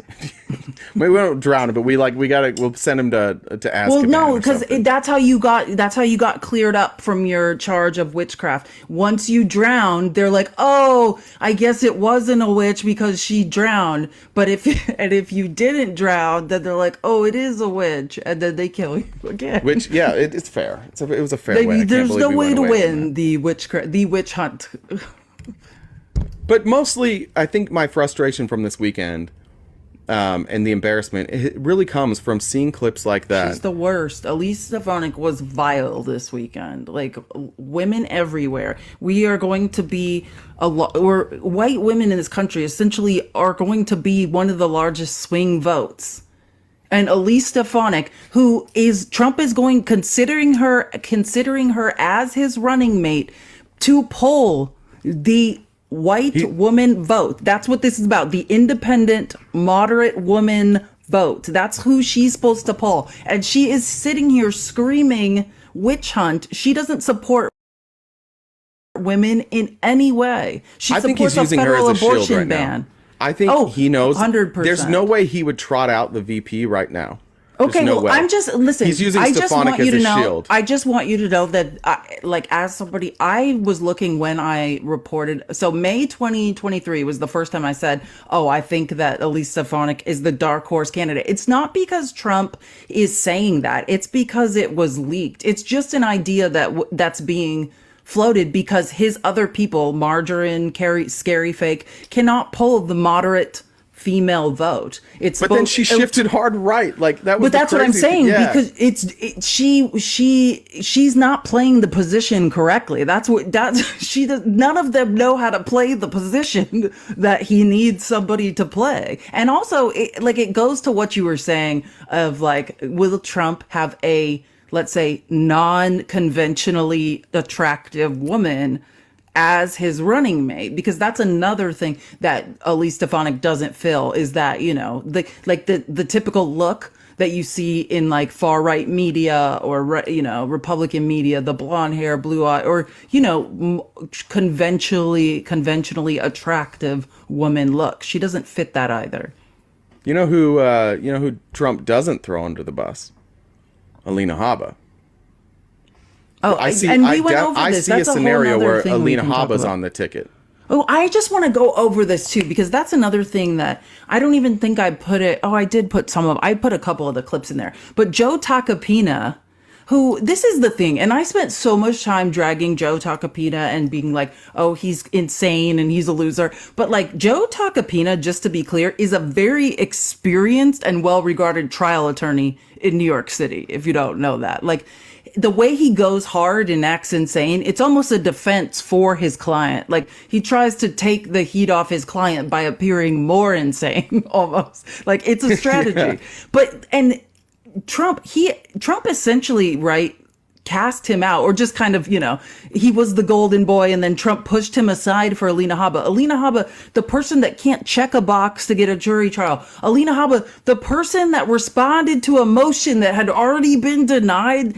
Like, I can't even, and he multiple times, and he just forgives her over and over and over. Like Trump's one of his favorite pastimes is throwing his attorneys under the wheels of a bus. And it is very telling that for some reason, this woman, whatever service she's providing, which we saw, she's getting paid by the Save America PAC millions of dollars.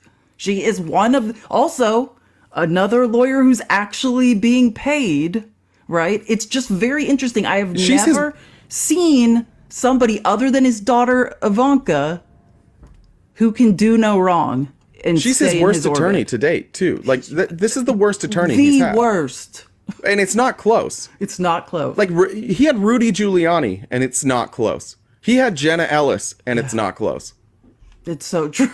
Think about, like, there's a lot to choose from. Like, who could be, and it's true, nobody has made more mistakes publicly, privately. She's literally having the floor mopped with her, like, in this courtroom, and he's just sitting there supporting it. So it tells a lot. Something is happening there. That is an unprecedented relationship we are seeing. Or he just lost it. That's another option. He could just be, the way that he's speaking now, this man is not well. He's paying her for doing terrible work. He won't pay people for doing good work. Yeah. It's just unbelievable. Can you imagine all the other lawyers that haven't been paid that are watching this and just being like, what the is going on? All they have to do is, it's further proof that what it takes to be in Trump's inner circle, whether it's his lawyer, whether it's a cabinet member, all you have to do is say stuff that he likes in the press. Donald Trump, weirdly, and not surprisingly because of how his brain operates, what seems to be the biggest attacks on him are not the actual legal attacks. It's the news. It's Twitter. It's social media. Those are the things that actually get to him. This man is about to be taken for millions of more dollars. Plus, you have a judgment, a financial judgment coming in New York. You are about to lose your business in New York and get sued again. And then after this lawsuit, get sued again. And it's not his focus. His focus is what people in the media say about him. And I think that's why maybe Haba has stuck around, is because she goes out there and she provides cover and gives him the exact defense in the media that he wants. And in court, she gives the same defense. Her court defense is the same defense she's using outside of court, which is why the judge is laughing at her and like telling her, like, he's instructing her how to do her case in court. Like, she'll file a motion. He's like, do I need to tell you how to file? How to introduce something into evidence. She's reading documents. She just like took out of her briefcase that aren't part of the trial. Like, what is happening? And it's funny because they were asking him, or Takapina, like, so why are you leaving? Because he was not fired. He left of his own volition. And he said something really smart, which just proves Joe Takapina is the trial lawyer, like, that everyone thinks he is. Number one, he's like, I have the ASAP Rocky case coming up, shout out to like letting people know, like, I get paid by, actually people who have money to do real things. And I need to focus on that. But of course, he just said, like, he's not going to sit there and play second fiddle to a woman who has no idea how to submit a document into evidence, like, right? And he also very smartly said, like, I have a fiduciary duty. I'd never get hired again if I went around. He's like, I've seen the other Trump lawyers who do these interviews and say things about Trump. He's like, that's bad business and I would never do it, But like him removing himself from one of the most relevant cases currently says everything you need to know. Like, this is a man that knows how to get when the getting's good, right? He's one of the only lawyers that has avoided the wheels of the bus. Well, he's also the one. Down. He's also the one that changed Donald Trump's. Another example of Donald Trump changing his defense right in front of our eyes, when Donald Trump and all of you MAGA people said he didn't pay Stormy Daniels, right? That was the line. Oh, no, I didn't. That never happened. It never happened. And then Joe Takapina, I think it was with... There's a tape. Was it Ari Melber that he was on? Yes. He got caught. He basically just said, well, it was a non-disclosure. Of course he paid Ari the Melber money. tore him up. Yeah, but it was a non-disclosure agreement. So he was just keeping the non-disclosure. And Ari correctly pointed out to him, like, No, you could have had a different answer than that. When Donald Trump said, no, I never paid her, he could say, I'm not going to discuss that. Or like, he could have said any number of things, but instead he lied while he was president to the American people. But Joe Tacopina is the one, once they knew they were in trouble with that they sent to spin it, and it worked. And of course it worked, because MAGA is remarkably stupid, and they will literally just believe anything as long as that means that Trump gets to keep being the good guy. But he is probably Trump's best attorney that he's ever had.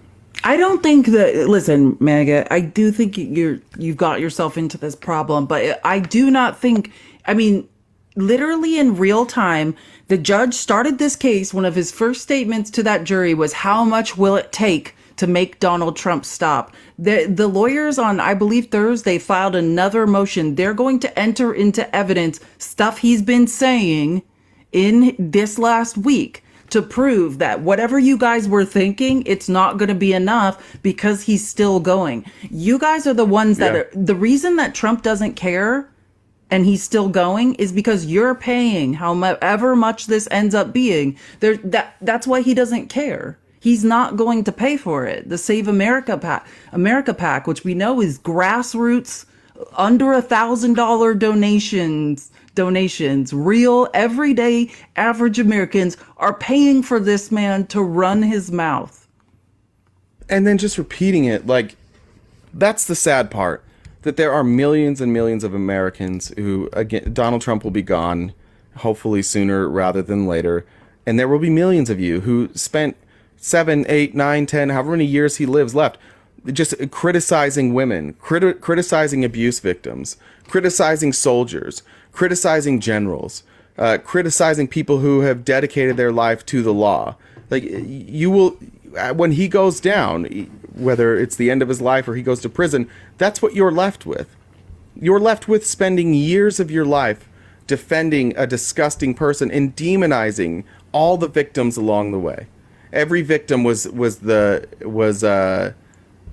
perpetrator in your eyes. Donald Trump is the true victim. And he just left this, he has left, if you looked behind him, the amount of career carcasses that are left behind him, the amount of people who have lost everything defending him is massive, and nobody cares.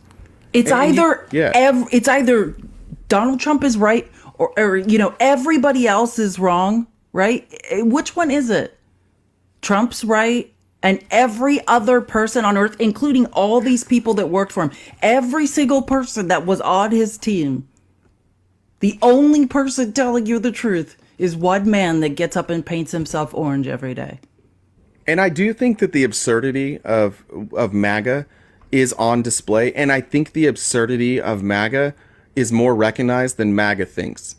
I do think that... And then salty minor. Trump is right and the left is wrong. There you go. Perfect. Okay. Yeah, okay. perfect. Well, there you have it.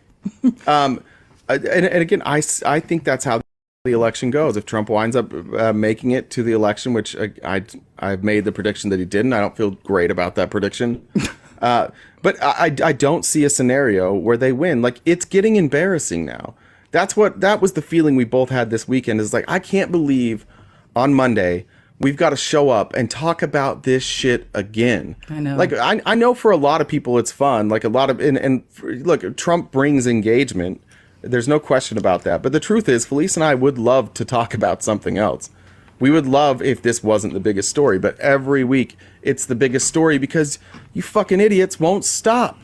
Just stop being idiots. Giving him your money. Yeah. Stop giving him money. Stop pretending he's saying anything that is even going to remotely help our country. Stop it. Just check your pride. It's okay. You got duped. We've all been duped. I got catfished right here. I'm not on here defending I'm not on here defending the catfisher. Okay? You all got catfished. That's what happened. Every one of you, of MAGA folks, just got catfished. It happened. And you're up here like, no, I know that they're real. I know. You'll see. You'll see. He's not lying to us. All these lies are going to turn out to be true in the end. And he just has to win election first. And then, not the first election though. On the first election, he didn't clear up any of those lies because we had to wait for the second one. So this one, then he's going to clear up all those lies. And you'll all see, and you'll all just love him, and you'll thank us. No, dude. You guys are all so it's willfully stupid. Many of you are probably smart, but you're just choosing to be stupid. So stop. Or you can't find a good exit strategy. You guys need to start looking for one now. Like, you can't argue this anymore. There's nothing. Block his numbers. When those numbers come in asking for donations, block. You can just when the donation stop. You can do that. Cut off your debit card, cancel it, and get a new one. When you're on Twitter and you see somebody talking about how January 6th was an inside job, mute. You unfollow or mute. And when you see something reasonable, like the Earth is a sphere, push like on that, and this is gonna fix your algorithm. If something is crazy, get rid of it out of your algorithm, and then just start liking things that you know 100% are true. And that's going to be difficult for you, so you're going to have to not like things with politics. But like, there are 3 branches of government. Got it. Click yes, and slowly we're going to rebuild you into not a moron, and you will sound so much smarter, and you won't even be embarrassed later on down the road that you were in this cult for 10 years and you didn't see it. So I'm just going to start helping you. Only like things that are 100% verifiable fact, and get rid of everything else that isn't, and then just see what happens. Just tell the people who are fighting the good fight and can clearly see that Donald Trump was full of shit. Like, I think that we are getting to that tipping point where it's just indisputable anymore. Like, we can't wait 2 more weeks for the evidence that's never coming, right? This man has submitted no discovery in any of his cases. He's not mounting a defense against. That's why he does not mind that Alina Habba is so inept and incompetent, because that's not his strategy, because there's no evidence to present. He's not defending himself in that way. It's make it to be president, pardon myself, or bust. He has no actual defense. And just so you guys remember, January 6th, Georgia, he has filed no defense. He's filed 0. And federally in the January 6th case either. That's what I'm saying. Yeah, January 6th one and Georgia. He has not filed a defense. There is no defense. He has no intention on having a defense because there isn't one. His only job is to stretch this out long enough that he can pardon himself. And then present the country with a weird or scenario Nikki with said she Georgia. would pardon him. Yes, that's another thing as well. And then if he's convicted in Georgia, then what do we do as a country? That's the plan. Because it's true. I don't think if he's in jail in Georgia and he's the president, I don't see a scenario where they force him to be the president in jail. I don't know what the solution is there, but probably just like suspending his jail time until after he serves, and there's another 4 years on that guy's life, which I don't know if he has 4 years left. And then when he gets out, then what? Then we're going to use every means necessary not to go to jail again. These aren't defenses. These are just delay tactics. He has never offered a defense for any of the crimes that he has committed or is accused of committing, I should say. He has not offered a defense for any of them. So why do you defend that? Why not? I'm not even saying switch sides. Why not be fucking neutral? Neutral's fine. Neutral's fine. Why not a wait and see type of scenario? That's fine. But why are all these idiots, and especially these people, just destroying their careers, standing up for him like, oh, he will be proven innocent. He did nothing wrong. Well, what if he did? What if he did? Then what are you going to do? Why are you so sure? Why? Elise Stefanik? Why are you so sure of all this stuff? Well, that's a whole other, and it's like with Congress, it's the complicit, they're all complicit. Like what we're seeing, like the Senate, they all knew this is like they're going down with the ship, right? Especially the House Republicans. Well, I just think they know this that is like elect I think they know Trump they'll or get votes no matter what. I think they know that they have a Republican base. They've already found out that the Republicans do not give a flying fuck if they lie. It doesn't matter. They won't even register as lies because the Republicans have become the party. You just hear one thing and you go with it. You don't fact check it. And if it gets fact checked a week later, you didn't see it because your news didn't give it to what? You you're just perpetually confused. That's the number one strategy of Republicans. Like how many years after, let's say Trump goes to prison, you think they're going to change their tune? Absolutely not. You know what they're going to say? We got to get him out of prison We got to get him out of prison. Like He's a we gotta hostage. Yeah, he's a hostage. hostage. Exactly. They're not going to change their tune. They're not going to change their tune. Another wacko thing that Elise was yelling this weekend. Until you morons show up and say like, "Hey, we're only doing truth now," you just continue to get lied to. You just day after day after day, you're going to be lied to, and until you stand up and say stop lying. But you don't. Again, for whatever reason, I don't get this. Why don't you care when you're lying? If my friends lie to me, it infuriates me. If anybody lies to me, I get very like I get upset about that, especially if they consistently lie to me. Why are you guys cool with it when it's candidate? Why? I know that is smile on your face. What did you just see? Oh, nothing. I just was thinking about how mad you get when you think people are lying to you. I was just thinking about it. It's that's very true. That's what I was laughing about. Okay. But hold on, I have something else to say really quick. We need to tap the screen. We're not even to 200K. I haven't been doing my job. So can we please, let's work on getting carpal tunnel or arthritis. Just let's keep those fingers moving. Tap, tap, tap. And again, we are accepting guests. I know we like to just talk, but again, if you're a Republican, you want to request salty minor, you have a lot to say but never come up here, you are welcome to come up here and say all that nonsense all the way out loud. I invited that other guy who got muted for a while. By the way, if you get muted in the comments, likely it's because Jen's trying to get you to come up. So just know that. That's why. She doesn't care about our sore fingers. She's a dictator. My finger, yeah. Just keep tapping. Just keep do you want me to play that? Like one thing we were talking about, but I don't know if we care about it anymore, is just what Trump said when Ron conceded. You know, Trump started his speech with it's so delusional and weird. So here's what Trump said, you know, after Ron gave in and endorsed him. Before we begin, I'd like to take time to congratulate Ron DeSantis and, of course, a really terrific person who I've gotten to know, his wife, Casey, for having run a great campaign for president. He did. He ran a really good campaign, I will tell you. It's not easy. They think it's easy doing this stuff, right? It's not easy. But as you know, he left the campaign trail today at 3 p.m. And in so doing, he was very gracious and he endorsed me. So I appreciate it. I appreciate that. And I also look forward to working with Ron and everybody else to defeat crooked Joe Biden. We will have to get him out. We have to get him out. He's put our country at great peril. At great peril. Someone tell him what peril means. It's at great peril. Yeah, he doesn't. Somebody wrote that. That's when you know. That's when you know he's reading something. Whenever he repeats something, it's because he's reading something, and then he's like, "Ooh, I liked that," and then he'll just great peril, and then he looks up and goes, "Great peril." That's what it's like when something makes sense to him while he's reading. He'll repeat it. He's like, "I knew those words. Those were the ones." Do you remember how much he dragged Casey DeSantis and was like mocking her and saying she wanted to be like Melania? I mean, it's just so ironic. I don't even remember that.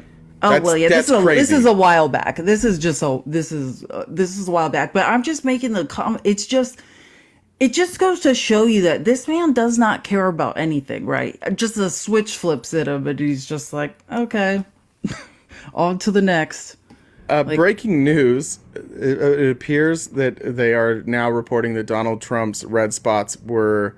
Oh, is it syphilis? Paper cuts. That's what they're saying. Well, that's what, I mean, that was the thing with the golf club, or that Alex Jones, I mean, just basically saying the skin is raw and it's like blistery type. But I don't know, those aren't paper cuts. Why would they be so wide? Why?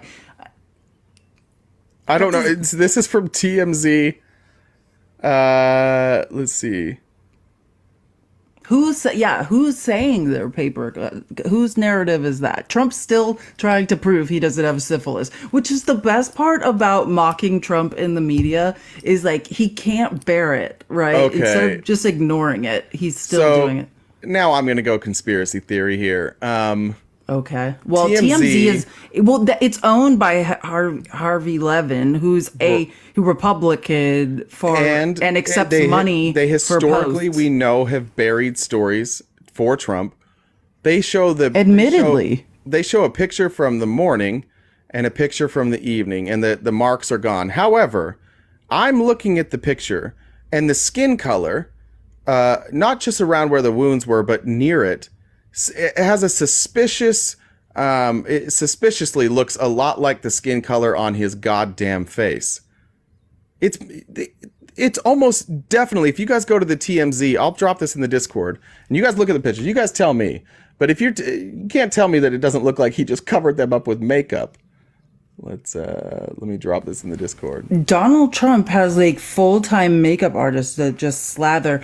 Oh, but nobody's allowed to read stories to children with makeup on, but nobody wears more makeup than their orange leader, Donald Trump. This is the constant hypocrisy. Wait, can I please play something that's very important? I just want to make sure we hit this narrative, which also, I'm not done with your fingers. Keep tapping the screen, guys. You're doing such a great. That sounds gross. Don't ever say that again. Can you not be so gross and weird? I didn't mean to say it, but it did sound immediately disgusting after I got done. I'm sorry. Just let's keep tapping though. One of the themes from this weekend that's important that Elise Stefanik was hitting, but all the Republicans seem to be in lockstep, which doesn't make sense again, because shouldn't we be moving back middle? But they're all talking about abortion and abortion bans. And it's not, based on what I saw in New Hampshire this weekend, we should be if you have a uterus, we should be, or know somebody with a uterus, we should all be very, very concerned about what's going on in the Republican Party. Even Nikki Haley refused for 2 minutes and 30 seconds on with Kristen Welker on Meet the Press to just say or not Kristen Welker, Margaret Brennan on ABC. She's like, just say if there won't be an abortion ban. If you're saying that the senators you'll never get 60 votes, why can't you just say there won't be you will never enact a federal abortion ban? Refuses to say it. And I want to play this clip specifically of something that Mike Pence said, right? This is the party line. This is what the Republican Party wants for women. First time sitting down at the Resolute desk. I think that our new president. Oh, he's saying, what's the first? She's asking him, what's the first thing Trump should do when he's elected president? To direct the new attorney general to suspend all efforts to harass pro-life activists. And then, frankly, I think they should pull the abortion pill off the market and demand that the law is properly enforced. First. Demand the law is properly enforced. What law? Is he saying that the executive order is now the law? Well, one of the things that's being debated is, especially with a federal abortion or with the abortion pill specifically, is if we're losing things in court about that, the question is who's going to enforce that, right? And if Biden won't let or doesn't have the Department of Justice enforcing those laws or punishing people, that's what I think he's making the distinction of, because something could be against the law, but if the president of the United States is telling the DOJ not to enforce a law, then that's an issue. And Pence is saying, let's make a law and let's enforce it. Let's put women in jail for medical care. We're talking about fascism here again. Republicans just openly, hey, first day on office, skip the legislative body and make a law, and then use your Department of Justice to enforce that law. Again, we are talking about one person deciding what women can do with their bodies, what medications now that they can take. Which, by the way, it's not only. My understanding is that's not the only use for that particular drug. I mean, I've never taken it, but I don't know the details on that. You probably do. But again, Republicans openly support fascism. Openly. This is them saying, here's what we're going to do. We're going to skip. The American people don't want this. This is wildly unpopular. So we recognize as Christian nationalists that our only option is executive order and then using the power of the executive branch to tell the DOJ, which, by the way, they're not supposed to instruct the DOJ on that, but instruct the DOJ how to then enforce it. That's which clear is fascism. When you start using the DOJ as, okay, that's part of the cabinet. The head of the DOJ is in my cabinet, and I direct how not only investigations are done, but who to prosecute and when. That's fascism. I'll point this out. The counterpoint from Republicans are like, oh, kind of like they're doing now with investigating Trump. Okay, show me one piece of evidence, any sort of evidence whatsoever that says Joe Biden instructed the Department of Justice to do this. Did he run on that? Did he run on I will instruct the Department of Justice to investigate Donald Trump? No. I would have voted for someone who did. Whether you like Joe Biden or not, Joe Biden cares about the structure. He cares about how the Constitution is laid out. He cares about the division of powers. He cares about that stuff. So while you may not like his politics, Americans, he is standing up for you. He is unwilling to do things that take away the freedoms of the American people in that way. Donald Trump, Mike Pence, Mr. Christian, Mr. Conservative, Mr. Constitutionalist, they do not care. Mike Pence doesn't give a shit. Mike Pence wants his church to run the country. And he doesn't care if the country wants it or not. He's cool with Christo-fascism. They all are. Enjoy that. Fucking enjoy that. Enjoy that when Christo-fascism takes over and then they're like, hey, you know what else you can't do? Now you can't drink. You know what else you can't do? You can't enjoy any of the devil's lettuce. You know what? We're closing everything on Sunday. Enjoy it. That's what you're asking for. You're asking for the churches to run your life. There's some pretty fucking strict rules in that book. I've read them. And you know why? When you look at just this, when you look at just one particular issue, and you say, oh, well, it's just that, and then they'll stop. The reason that we allow things like stores being open on Sunday, like people to be able to drink, like people to be able to use medicinal MMJ, is because the Christians lost. They lost those battles. They fought every one of those battles, and they lost. And they know that they lost, so they're quiet about it now. But just like Roe v. Wade, as soon as they had a back door to get rid of it, as soon as they had this backdoor way to bypass the American people and get what they want, they took it. And they'll do that. Enjoy. You know how fucking boring this country would be if it was run by Mike Pence? And that's who it's going to be run by. Again, Donald Trump doesn't have that much time. You let Project 2025 be put into office and then put into play. Enjoy it. Enjoy your Christo-fascist nation. Project 2025 is Mike Pence's wet dream.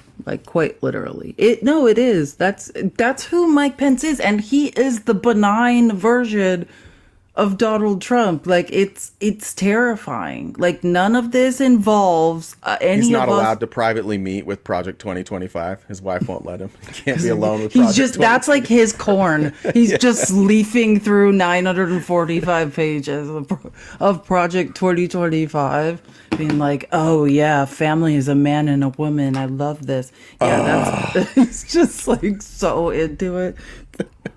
Yeah. Sorry, mother. Sorry, Jay's mom, who I've never met, but no, I was saying mother because that's what Mike Pence calls his mom. Oh, I thought you were talking to your mom, and I was like, I am sorry if your mom's listening to this episode. Yeah, she might not be. I don't know. But it's the same. I mean, we're still here with Trump and the presidential immunity argument. These saying what we have him saying, oh, hey, do you guys know what a rogue cop is or a creepy priest? Well, just like those people need immunity, so do I. This is what this man's saying. And we have Chris Sununu, who's the governor of New Hampshire, is watching this unfold. He's backing Nikki Haley, has been trashed all week on Truth Social, daily. And was on Meet the Press saying, of course, that's a ludicrous argument. Of course, no president, not just Donald Trump, shouldn't have presidential immunity. Do you have that audio? Yeah, I'm going to find it. And then they're like, okay, that's interesting because you're still sitting here saying that you're going to support him. It doesn't, this is exactly my point, which I don't even think I got to make. I had so many things that were angering me today, but I don't even think I made a video about this. But yeah, hold on. Here, I think this is it. Immunity. Yeah, I think this is it. Total immunity from prosecution, even for things that cross the line, including, as his lawyers argued in court recently, for killing political rivals. This is what he said at a rally in New Hampshire last night about that.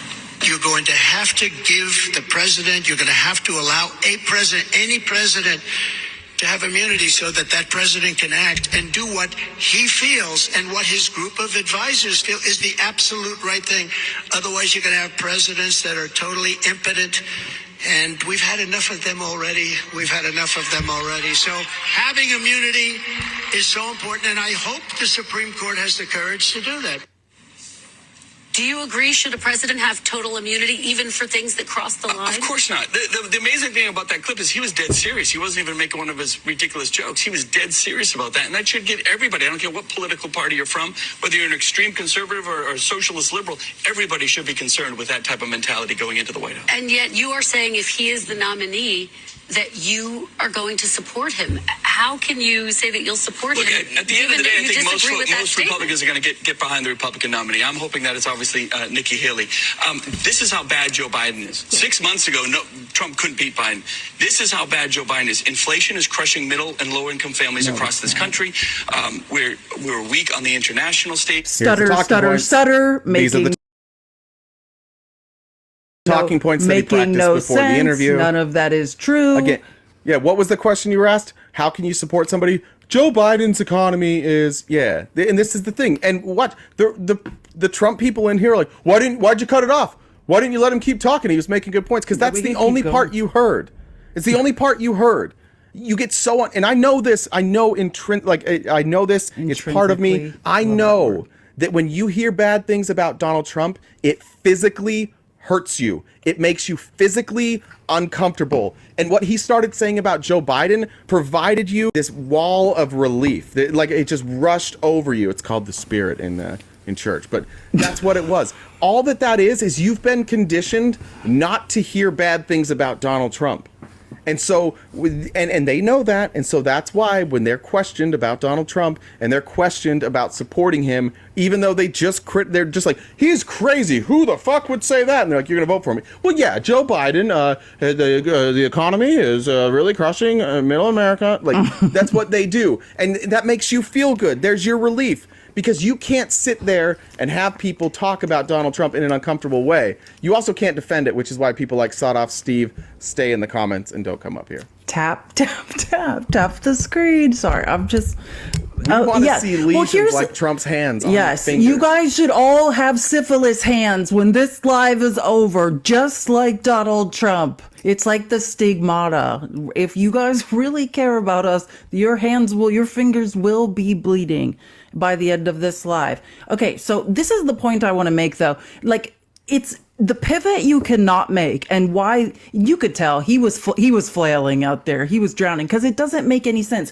When we're talking about somebody saying, like in the case which we heard before the DC Court of Appeals, that Donald Trump absolutely should be able to use SEAL Team 6 to off his political opponent. That is the argument that Trump's lawyer argued before the DC Court of Appeals. That is right. That's a dictatorship, right? That's moving outside of democracy. The pivot to that is not, but Biden's economy. Okay. Right. Trump drove up the national debt, spent more than anyone has ever spent, added more to the national debt. Now that, right, is not outside democracy. That's heinous. That's disgusting, but that's still in bounds, right? When we talk about giving someone immunity to be able to do whatever they want within the office of the presidency, that is out of bounds. By the way, this immunity that he speaks of, the reason that, and he brings up dropping the atomic bomb. In another instance, I don't think he was related, but you can talk about the, potentially the war crimes from President Bush and President Obama and even Trump and Biden. Like, the reason they haven't been prosecuted is because this immunity has been applied. Donald Trump is advocating for things that happened. Like, I don't even understand what the fuck the argument is. There is no legislation right now going forward saying the president cannot, like, we're taking away the president's immunity. No, what they're saying is that there are limits to their immunity, and the immunity can't be trying to overthrow the goddamn government. Like, I don't even know what fucking point he's making here, because everything he's pointing to happened and nobody prosecuted him for. So what the fuck are you talking about? And we're protecting more officials than even the office of the president. Like, I'll say it a million times. Look at look at Henry Kissinger, who was wanted in more countries than he wasn't wanted in. But again, he thinks you're stupid and you keep proving him right. Just when he says something, think about it just for like 2 seconds. And just could you just try this? When Donald Trump says something, just pretend Joe Biden said it. And go do whatever it is you do when Joe Biden says something. Figure out if it's true. Just figure, or just think for a second. Does it make sense? Does it make sense that the president should be able to commit any crime with immunity, with impunity? Like, should the president be able to do that? Of course, the answer is no. Then you could ask yourself, are we advocating that we take away presidential immunity for things he might do as acts of war? No, nobody's advocating for that. Oh, are we saying we should prosecute the president for everything? No. And by the way, the crimes he's being prosecuted for didn't happen while he was president. You want to look at the E. Jean Carroll stuff? Some of it happened while he was president when he was smearing her, but everything this happened decades ago. Everything he's being sued for right now in this case happened after the first case, which happened after he was president. So does immunity apply there? And he tried it. Yeah, only if you think immunity applies after you're out of office too. Think about what this guy is saying, what he's telling you. He thinks that if you get elected as president forever, you can commit crimes, whether you're in office or out of office. And the excuses he's using and the examples he's using wouldn't fly in like a fifth grade debate room, but they fly with you for some reason. He filed a motion to have that case dismissed based on his presidential immunity argument. So, which again takes place while he's not president. So now is that the case? Now I guess that's where we have to decide. So if Donald Trump's right, presidential immunity extends to anybody running for president too. That seems like a nice way to get out of jail. Seems like a nice way to get out of a crime. Go ahead and go rob a bunch of banks and then run for president if that's the new rule. Does that sound like a good thing? All you gotta do is run for president and then you're safe. Like, just for 1 second, sawed off Steve. Just think I don't know what kind of brain you're working with. Sawed off Steve. I see you typing. So like the lights are on at some spots in your brain. Maybe you're a genius. I don't know. I've never spoken to you. But one, have some courage and talk to somebody outside of the comments. And two, just for 1 second, think about what he's saying and think just honestly, does that make any sense? And then ask yourself, why do I keep supporting people who want to get rid of the Constitution? And just ask those two questions and then come back on here, and because you won't. And why do I yell 1776 and yell about the Constitution all the time, and then in the next hypocritical breath support somebody who's trying to undo all of that? Yeah, great job, Sununu. That's the cowardice of Republicans. He is the biggest coward of all time. Chris Sununu gets...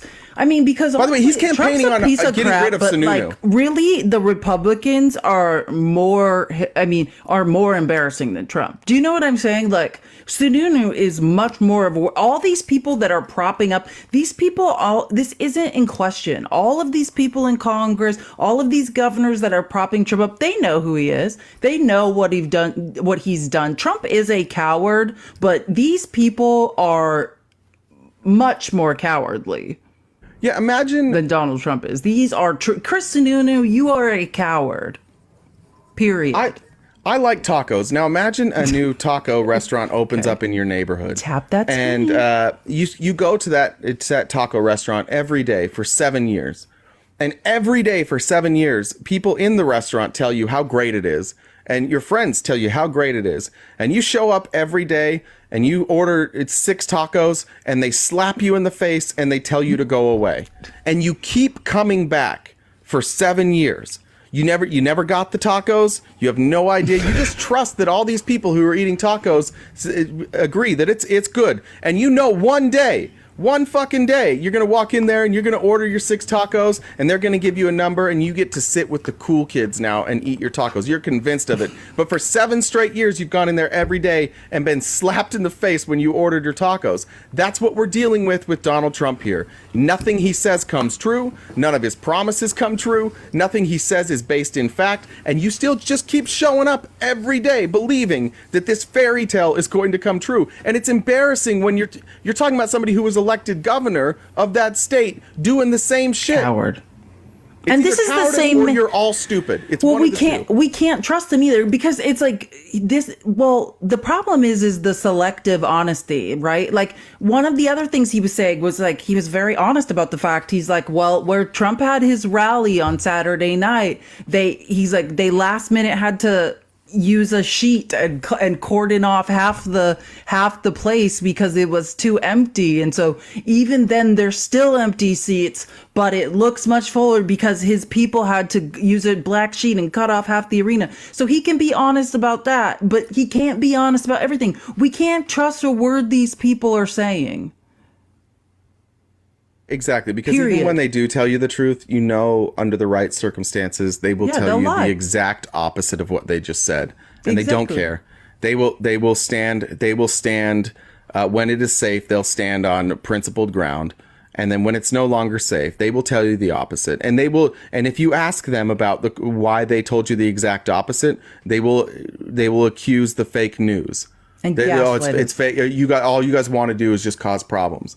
When the news, whose job it is to keep these people honest, tries to keep them honest, that nothing makes you guys more upset than that. And this is the thing that everybody sees that this is how it works now on the GOP side. You don't think these other politicians, even the ones that can't stand him, or the people in the media like Tucker Carlson, you don't think that they've watched for 7 years and watch how easy it is to lie to you people, how easy it is to be wrong and then just lie about being wrong and have you keep showing up every single day. They know. They see a mark.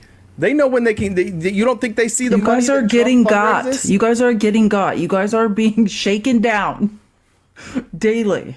And you're eating it up. The Republican Party has shown us who they are. Even MAGA, you guys are always saying it. We're not Republicans. These are liars. They are lying to us. One day they are saying one thing. The next day they have done an 180-degree pivot and are saying the exact opposite. If there's one thing I cannot stand, it's the daily insults to all of our intelligence. You know what I mean? Like, they are insulting us all. They are laughing in all of our faces. Yeah, I think that's where the frustration came in getting. I'll be honest, I wasn't that excited to talk today. Like, I wasn't that excited to do this because it's the same thing over and over, and it is insulting to our intelligence. It is insulting to everybody's time, but we have to. Because there's so many people who just want to hang on to Donald Trump for and I just hope, because let's just say, I think it's become clear, and I think you said it when we were in our depression yesterday. It was like, it's just, I didn't want to believe that, you've been in denial that he was a real candidate and that this was, like we've all been in some level of denial, but they're not going to let Trump go. So I hope once whatever this weird humiliation kink fantasy plays out and you guys are done with Trump and have had your weird fill and are we need your next choice. We all need to choose someone who's not a liar and wants to do the business of the people. And that's the point, is we can disagree on the spectrum of political ideology, but we can't go outside that to, hey, let's run this country as a third world dictatorship. What? Oh, whose quote? This is a great quote. So Midas Touch had Lieutenant. By the way, I gotta tell you, Midas Touch, it pisses me off. It's legit. I hate that YouTube allows posts, because now Midas Touch, for so many of their videos, they make a post about it, and then you have to click on the link to go to their website, and their website doesn't load as fast as YouTube. I just want to say Midas Touch. I appreciate that's what your grief what you do, and is. I'm tired of the extra clicks. Well, I'm not so much a Midas Touch fan as like for years before anyone knew who Ron Filipkowski was. I am, he's my, other than, my Marxist economist, who is my god, Richard Wolff, if I had another one, it's Ron Filipkowski. Okay, so, oh no, I just clicked away from it. Hold on. Okay, here we go. So this is what number is this? Well, we haven't been telling the numbers. I don't know. This is just the audio, but this is retired General Ben Hodges, and he's talking about the insult to intelligence. Just listen. The thing that really pushed me over the edge on me too, Mr. Trump, was when I heard him talking about my generals and my judges, as if we were some third world country, that the judges and generals and other authorities all owed their fealty to whoever the dictator was. And I just can't imagine that the founding fathers intended that, the president would have this kind of personal control over generals. But that's obviously how Mr. Trump thinks, and it's reprehensible. It's reprehensible. Thank you for that amazing word, Ben Hodges. It is not a coincidence that every time Trump gives a speech, we hear about Viktor Orban. For all of you who know nothing about geography, I mean, he's obsessed with this man who's in charge of Hungary. Why? Because he's a third world dictator. I mean, this man is running his country like a third world dictatorship. He's watched him drive people out of the country, ethnic groups, discriminate against the LGBTQ, everything that's happening in this country. He's seen Viktor Orban do on a smaller scale and is excited to try to do that here. He literally is seeing these third world countries and thinking, I could do that here. The gross domestic product of this country could be my profit. Yeah, it's very telling that the leaders around the world, when they say Donald Trump is great, every one of them, everyone that he loves, if you can read the quote, you can hear what they say about Donald Trump, and then take one step further, find out what every one of these people has in common. They're dictators. They're ruthless. They are vicious to their opposition. They're physically violent to their opposition. They've shut down the media. And like, if if Viktor Orban endorsed me for anything, I'd be like, no. And then I would re-examine what I'm doing and say, what is it about what I'm doing that resonates with Viktor Orban? I need to figure out what it is I'm doing. And by the way, what he's saying is that, like, he thought that Donald Trump was cruel, and that places like North Korea and Russia respected him because of his cruelty. I wouldn't be on a campaign stage bragging about that. I mean, it's exactly right. And just to give you a very scary connection, if you know CPAC, which was an organization here run by evangelicals. What does it stand for? What is the Conservative Political Action Committee? Yes, which is run. And the man who runs it this is going to come as a shock to you, is now embroiled in all sorts. It turns out he's a diddler. Oh, allegedly. Oh, that's a shock. But anyways, do you know that there's a CPAC, another branch of CPAC, who runs it? Viktor Orban. He had his own CPAC in Hungary. Are you aware? This is news. What? Yeah. There's CPAC Hungary. It's Christian nationalism. That's what Viktor Orban stands for. He sees the shift to Christian nationalism in this country and supports it. Yeah, I was unaware of this. Yeah, well, now you know. What the fuck? Yeah, you love to scream about Christian nationalism. The stage is the same. The red, white, and blue. He's got a goddamn American flag. It's the same company. It's the same company. It's the guy who I said was a diddler. Same guy owns all of it. Oh my Christ! Yeah, it's the Christian National. CPAC is the Christian Nationalist Organization, which we can pivot and talk about. I mean, I don't know if you understood why I was posting all that stuff about Patriot Front. Did you catch what I was? I mean, that's what that is. Let's Patriot talk Front's about Patriot Front. a nationalist organization. Let's talk about Patriot Front. Oh my God, I don't even know if I have the energy to talk about this. Who knows? Does anyone in the comments know what's going on with Patriot Front? It's just another, conspiracy that Don Jr. and Margarine, and they're saying that Patriot Front, Patriot Front is a domestic is regarded by the FBI and other organizations as a terrorist organization. They're nationalists, right? But the narrative, they cover their faces when they're doing these protests and stuff. And the narrative now by Don Jr. and Margarine. Oh, Elon Musk had to jump in on the fun yesterday because God knows Elon Musk is checked out and never checked back in. Is that who is it? Oh nope, it's undercover FBI agents. He said, it's undercover. This does seem odd. Why no mask removal after arrest? And then he's corrected by his own dub.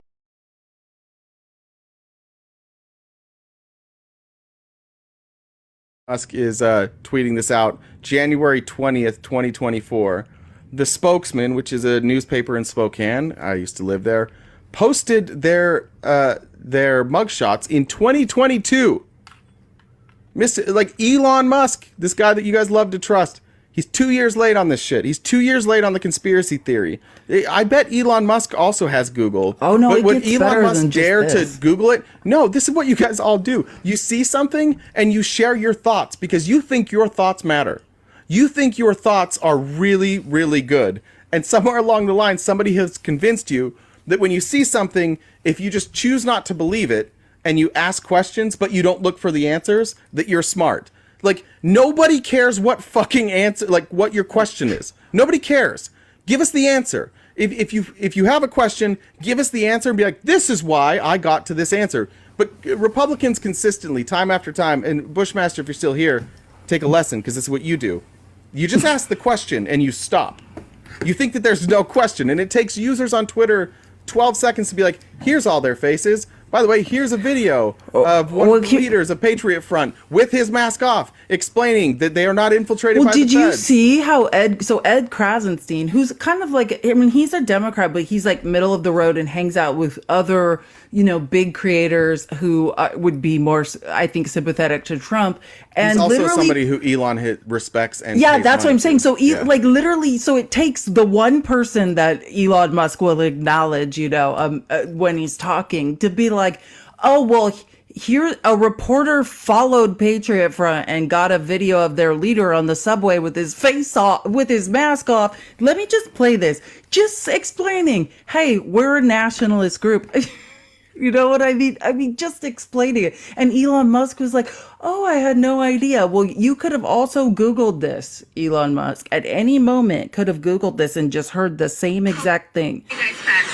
I'm not a federal agent. My name is Thomas Ryan Russo. He says, I'm not a federal agent. My name is Thomas Ryan Russo. That's the exact first statement.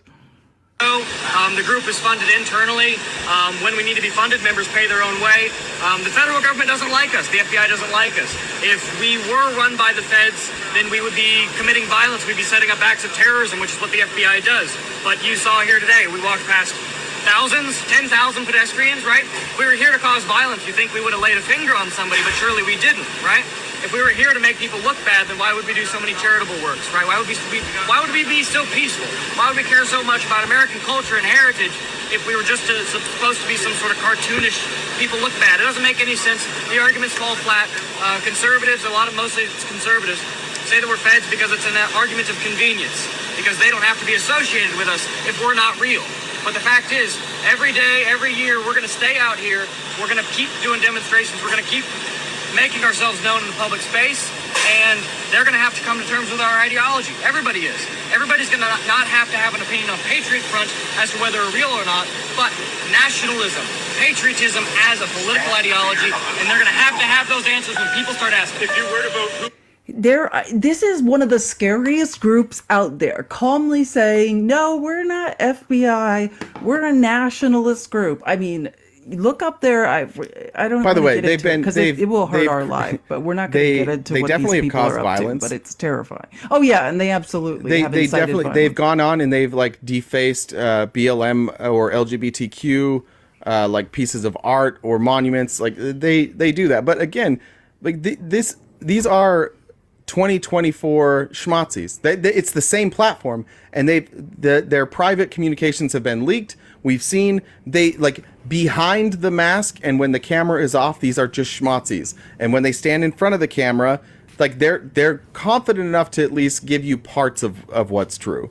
Like, yeah, we are a nationalist movement. We do care, or we are very concerned about us being replaced. Like we chant. That's their basic ideology theory. Is the replacement. I mean, that's kind of what it's all about, which is a lot what nationalism is about, right? Like fervent protection of, like, and that's what they're always consistently yelling framing about, yourself. By the way, theory. stochastic terrorism. We've talked about this, but yes, the main side, like if you want to look at historically terrorist groups, they almost always nationalist. Or they have some sort of identity that they cling to that is not an inclusive identity, right? And then it's we are under attack, and so we are angry because we're under attack, and then you can start to justify some of the things they do, right? When you go and you deface an LGBTQ monument, it's because that monument was an attack somehow. By the way, I don't.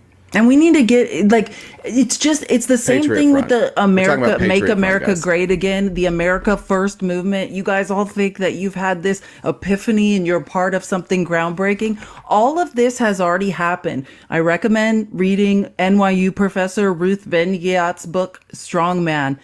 It's always, what Jay is saying, it's always based on we are the victims of something. That's what authoritarian strongman movements, ideologies are based on, of we have to react violently. We have to have this scary belief system because we are the victims.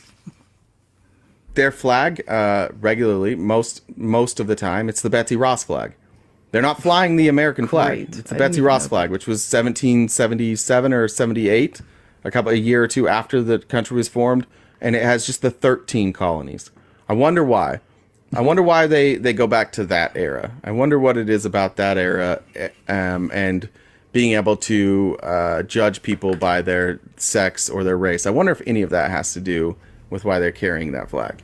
But why is it so important? And that's the point of this. Why is it so important for Republican Congress people like Margarine, day in and day out, to try to sell this narrative that these are not domestic terrorists, when they themselves are saying, no, we're not the FBI? And why Elon? By the way, for all you free speech advocates, for everybody who like says that Elon's not a schmuck, why is Elon always on the wrong side of this? Why is Elon defending a schmutzy white nationalist group? Why is he casting doubt? And when he's corrected, by the way, he doesn't say, "Oh, I get it, thank you." He says, "This is helpful to know." And then, we should view any given event as having several possible explanations, with probabilities proportionate to evidence and updated as new evidence arises. What is their stated agenda? Now he's trying to whitewash it. Remember, what he said is that they should have been followed and unmasked. They were followed. They were unmasked. They were arrested. We know what their stated agenda is. We know what their rhetoric is.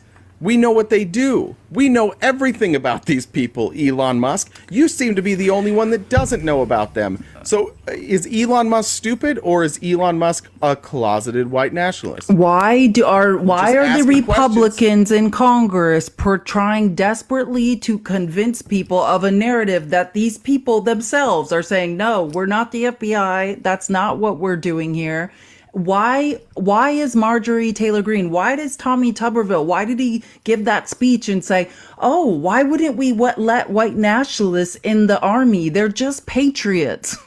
Why do we have one political party, who is so dedicated to defending these people. And think about it. Think of all the sham congressional hearings that our tax dollars are paying for. If they really believed this, if they believed that the FBI was Patriot Front, why not have a sham hearing why not? Why not? Oh, because they already know the truth? They absolutely do know the truth, and they're just actively creating false narratives to protect a organization that has been labeled as terrorists. Yeah, it's just very telling, and I think that I think the real answer is that most conservatives are not willing to self-actualize or to recognize like what they're part of. And I really do believe this. I think that they avoid these types of conversations. They avoid these types of dives because inherently they know they can't win. You can't win without racists. So what do you have to do if you're going to align yourself with racists?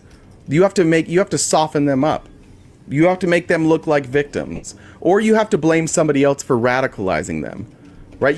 But what you can't do is you can't say, yeah, I kind of like these ideas. These ideas make sense to me. Or what you can't say is, hey, I hate those ideas. We have to distance ourselves from those people, because either way you lose. And you Republicans, conservatives, you care way too much about winning and losing. You do not care about legislating. You do not care about taking care of people.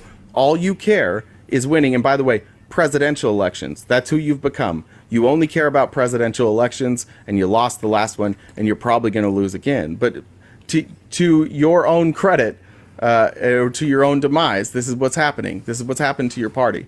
You're a party where the racists are the loudest, and the ones that are like racist adjacent spend most of their time defending racists.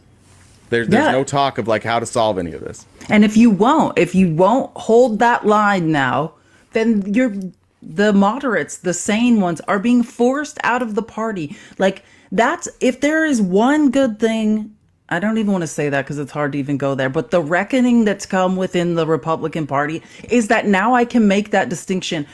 For a long time, because of how the Republican Party's things that fall, like I said, in bounds of the political ideological spectrum, like abortion, like, like social engineering projects that are engineering the unhoused out of existence, things like this that are awful, but in bounds right now I can see the actual line, right? I used to think John McCain was bad. I mean, or not great, right? And now I can see that actually there is a line between complete, gross political ideology that you're willing to support and off the deep end where you want to dismantle democracy.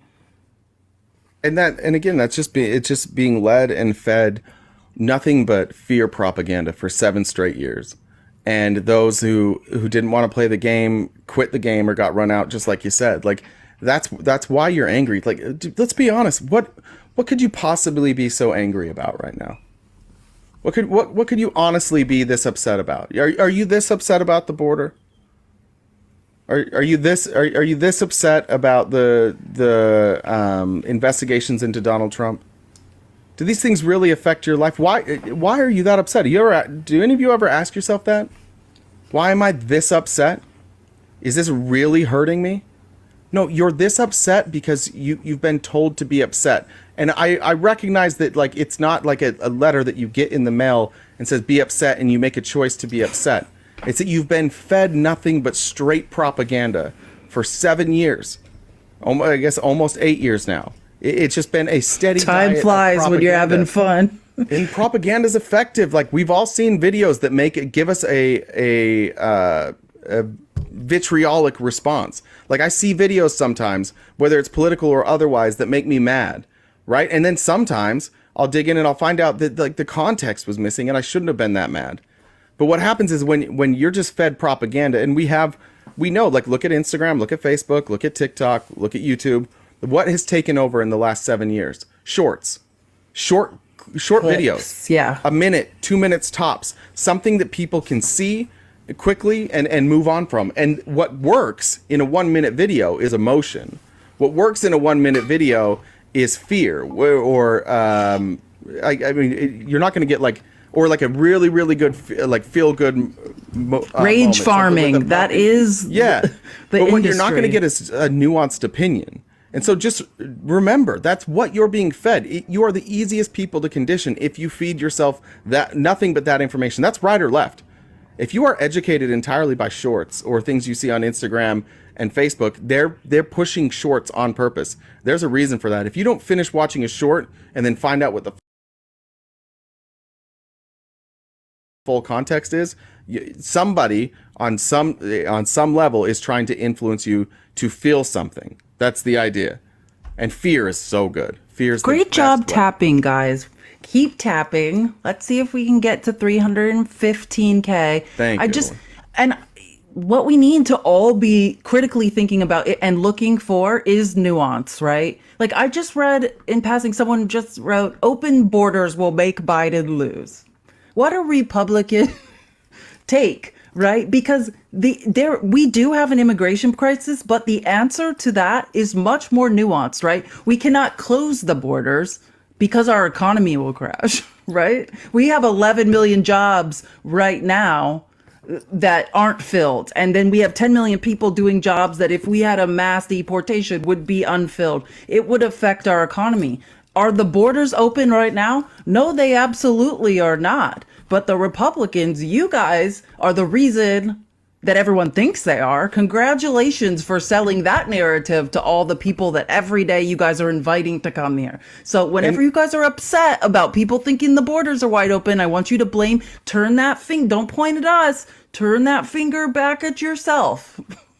So one of the things that really helped, especially in like smaller churches, the non-denominational churches, one of the things that they changed that historically had never really been done is that they started allowing people to make noises, to speak, to agree during prayer, right? And they turned prayer into something that was emotional and that everybody could be involved with, right? So you hear somebody praying and you hear, yes, yes, Jesus, yes, Lord, like things like that, right?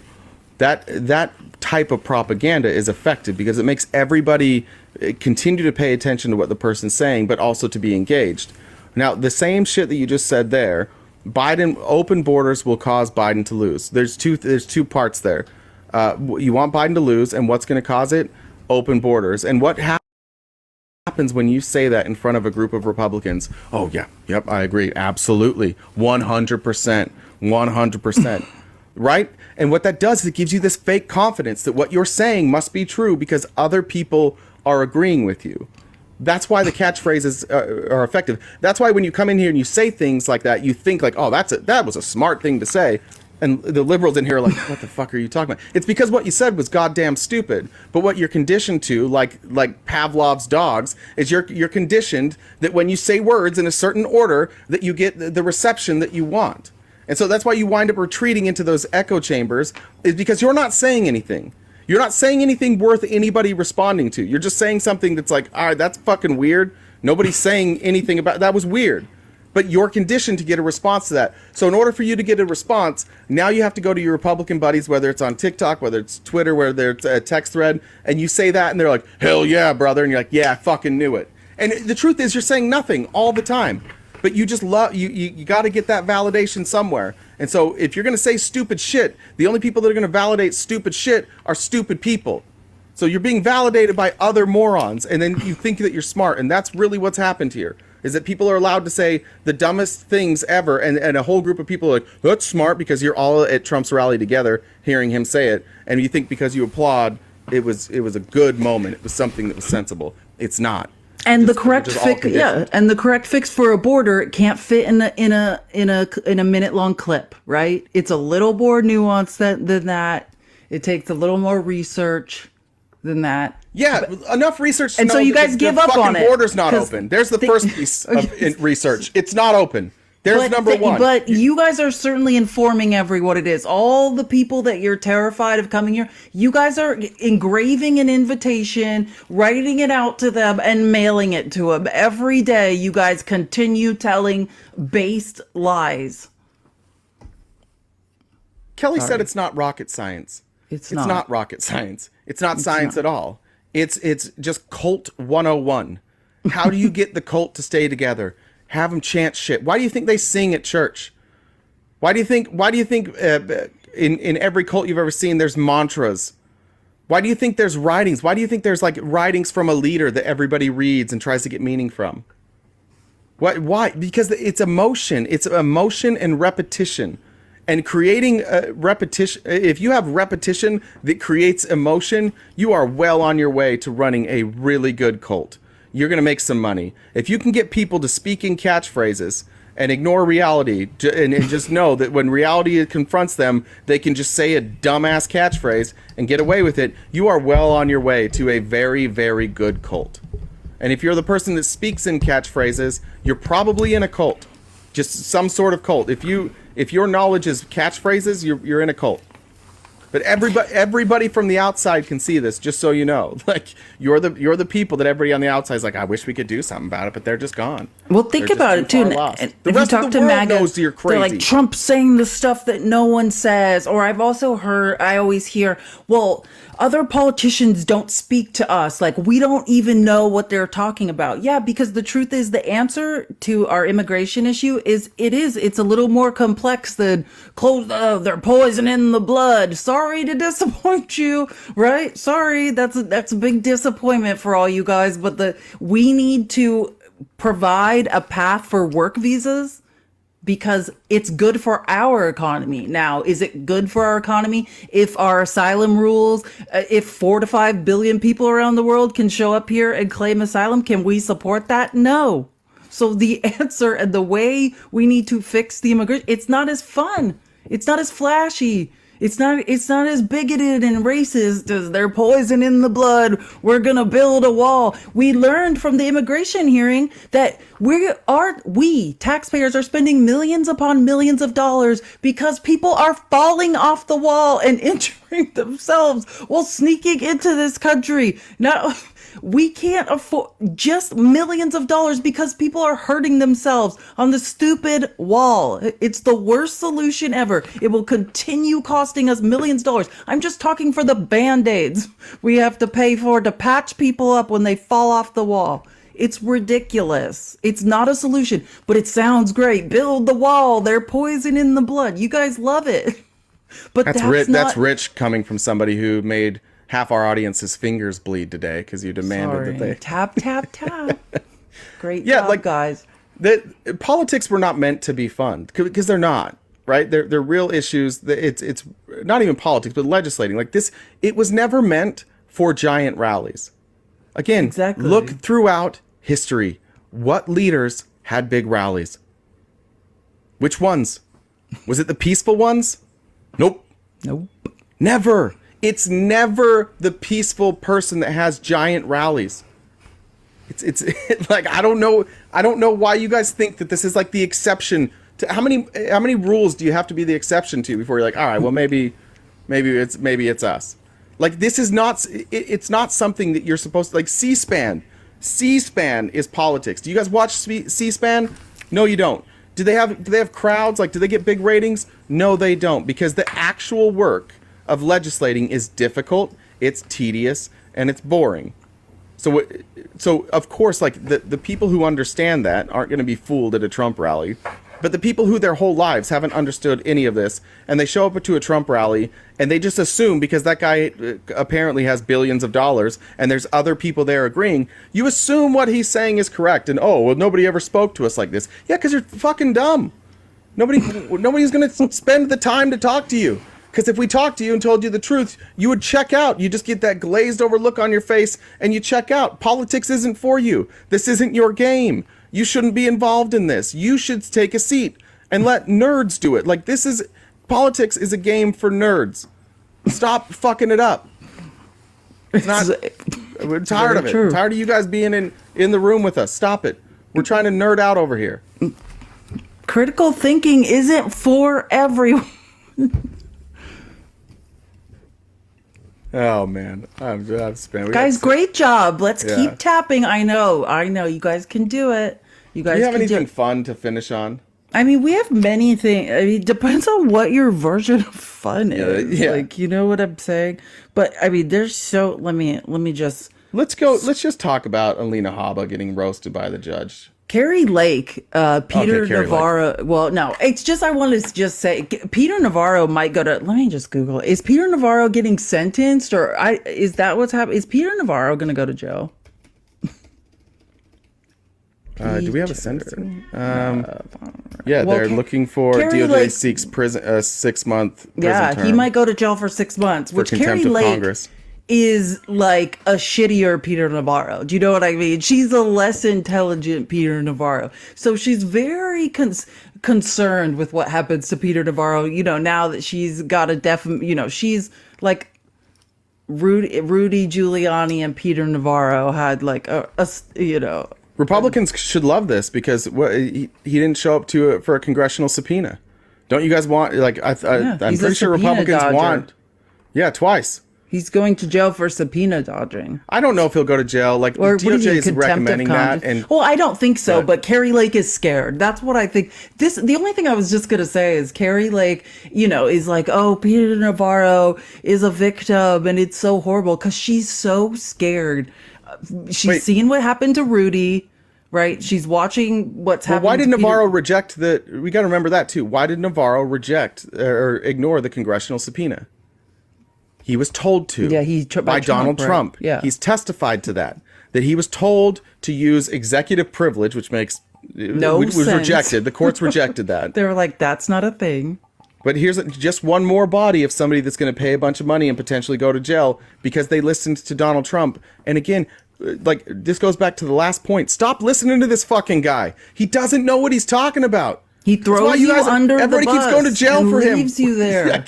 He gives bad advice. He's like the worst political advice giver in the history. Ever since he took over the Republican Party, it has gone completely to shit. You can't win elections. Everybody's going to jail. Like all the corruption is exposed.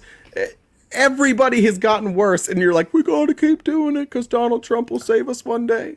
It's so embarrassing. Somebody, whoever was it, Richard in the comments, whoever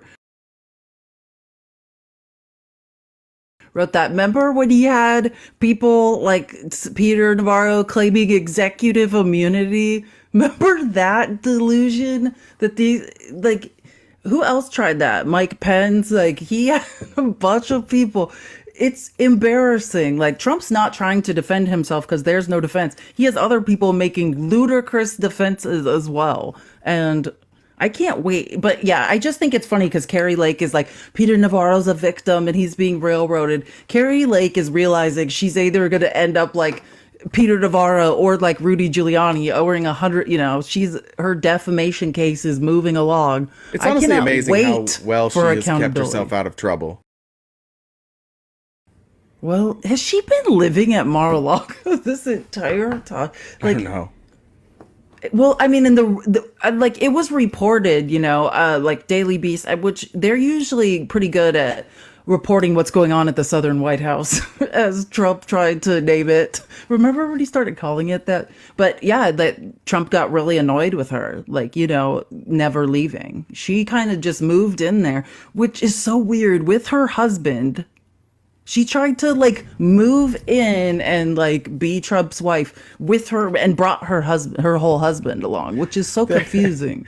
Vanity Fair's headline on that was Carrie Lake basically moved into Mar-a-Lago to be Trump's VP, and now he's just not that into her. Yeah, that's a pretty good headline. He was like, "Why is she still here?" Or she never checked out. We've all had guests like that stay long past their welcome. And with her husband, where is she keeping this man? Just I didn't know she was married. Let's see. Oh yeah, she's married to a man, and we don't know why this is working for him. Jeff Halperin. Why do I know that name? It sounds very familiar. Why do I know Jeff Halperin? That's not her husband's name, is it? That sounds like a very familiar name. Why do I know that name? Well, I don't know. I don't know either, but now I want to know. Why? Does anybody know what Jeff Halperin did? Why do I know that name? Former TV news anchor. Okay, there you go. Is that what her husband's name is? Jeff Halperin, yeah. Well, then that's she goes by Lake. Why. She was married to Tracy Finnegan before that.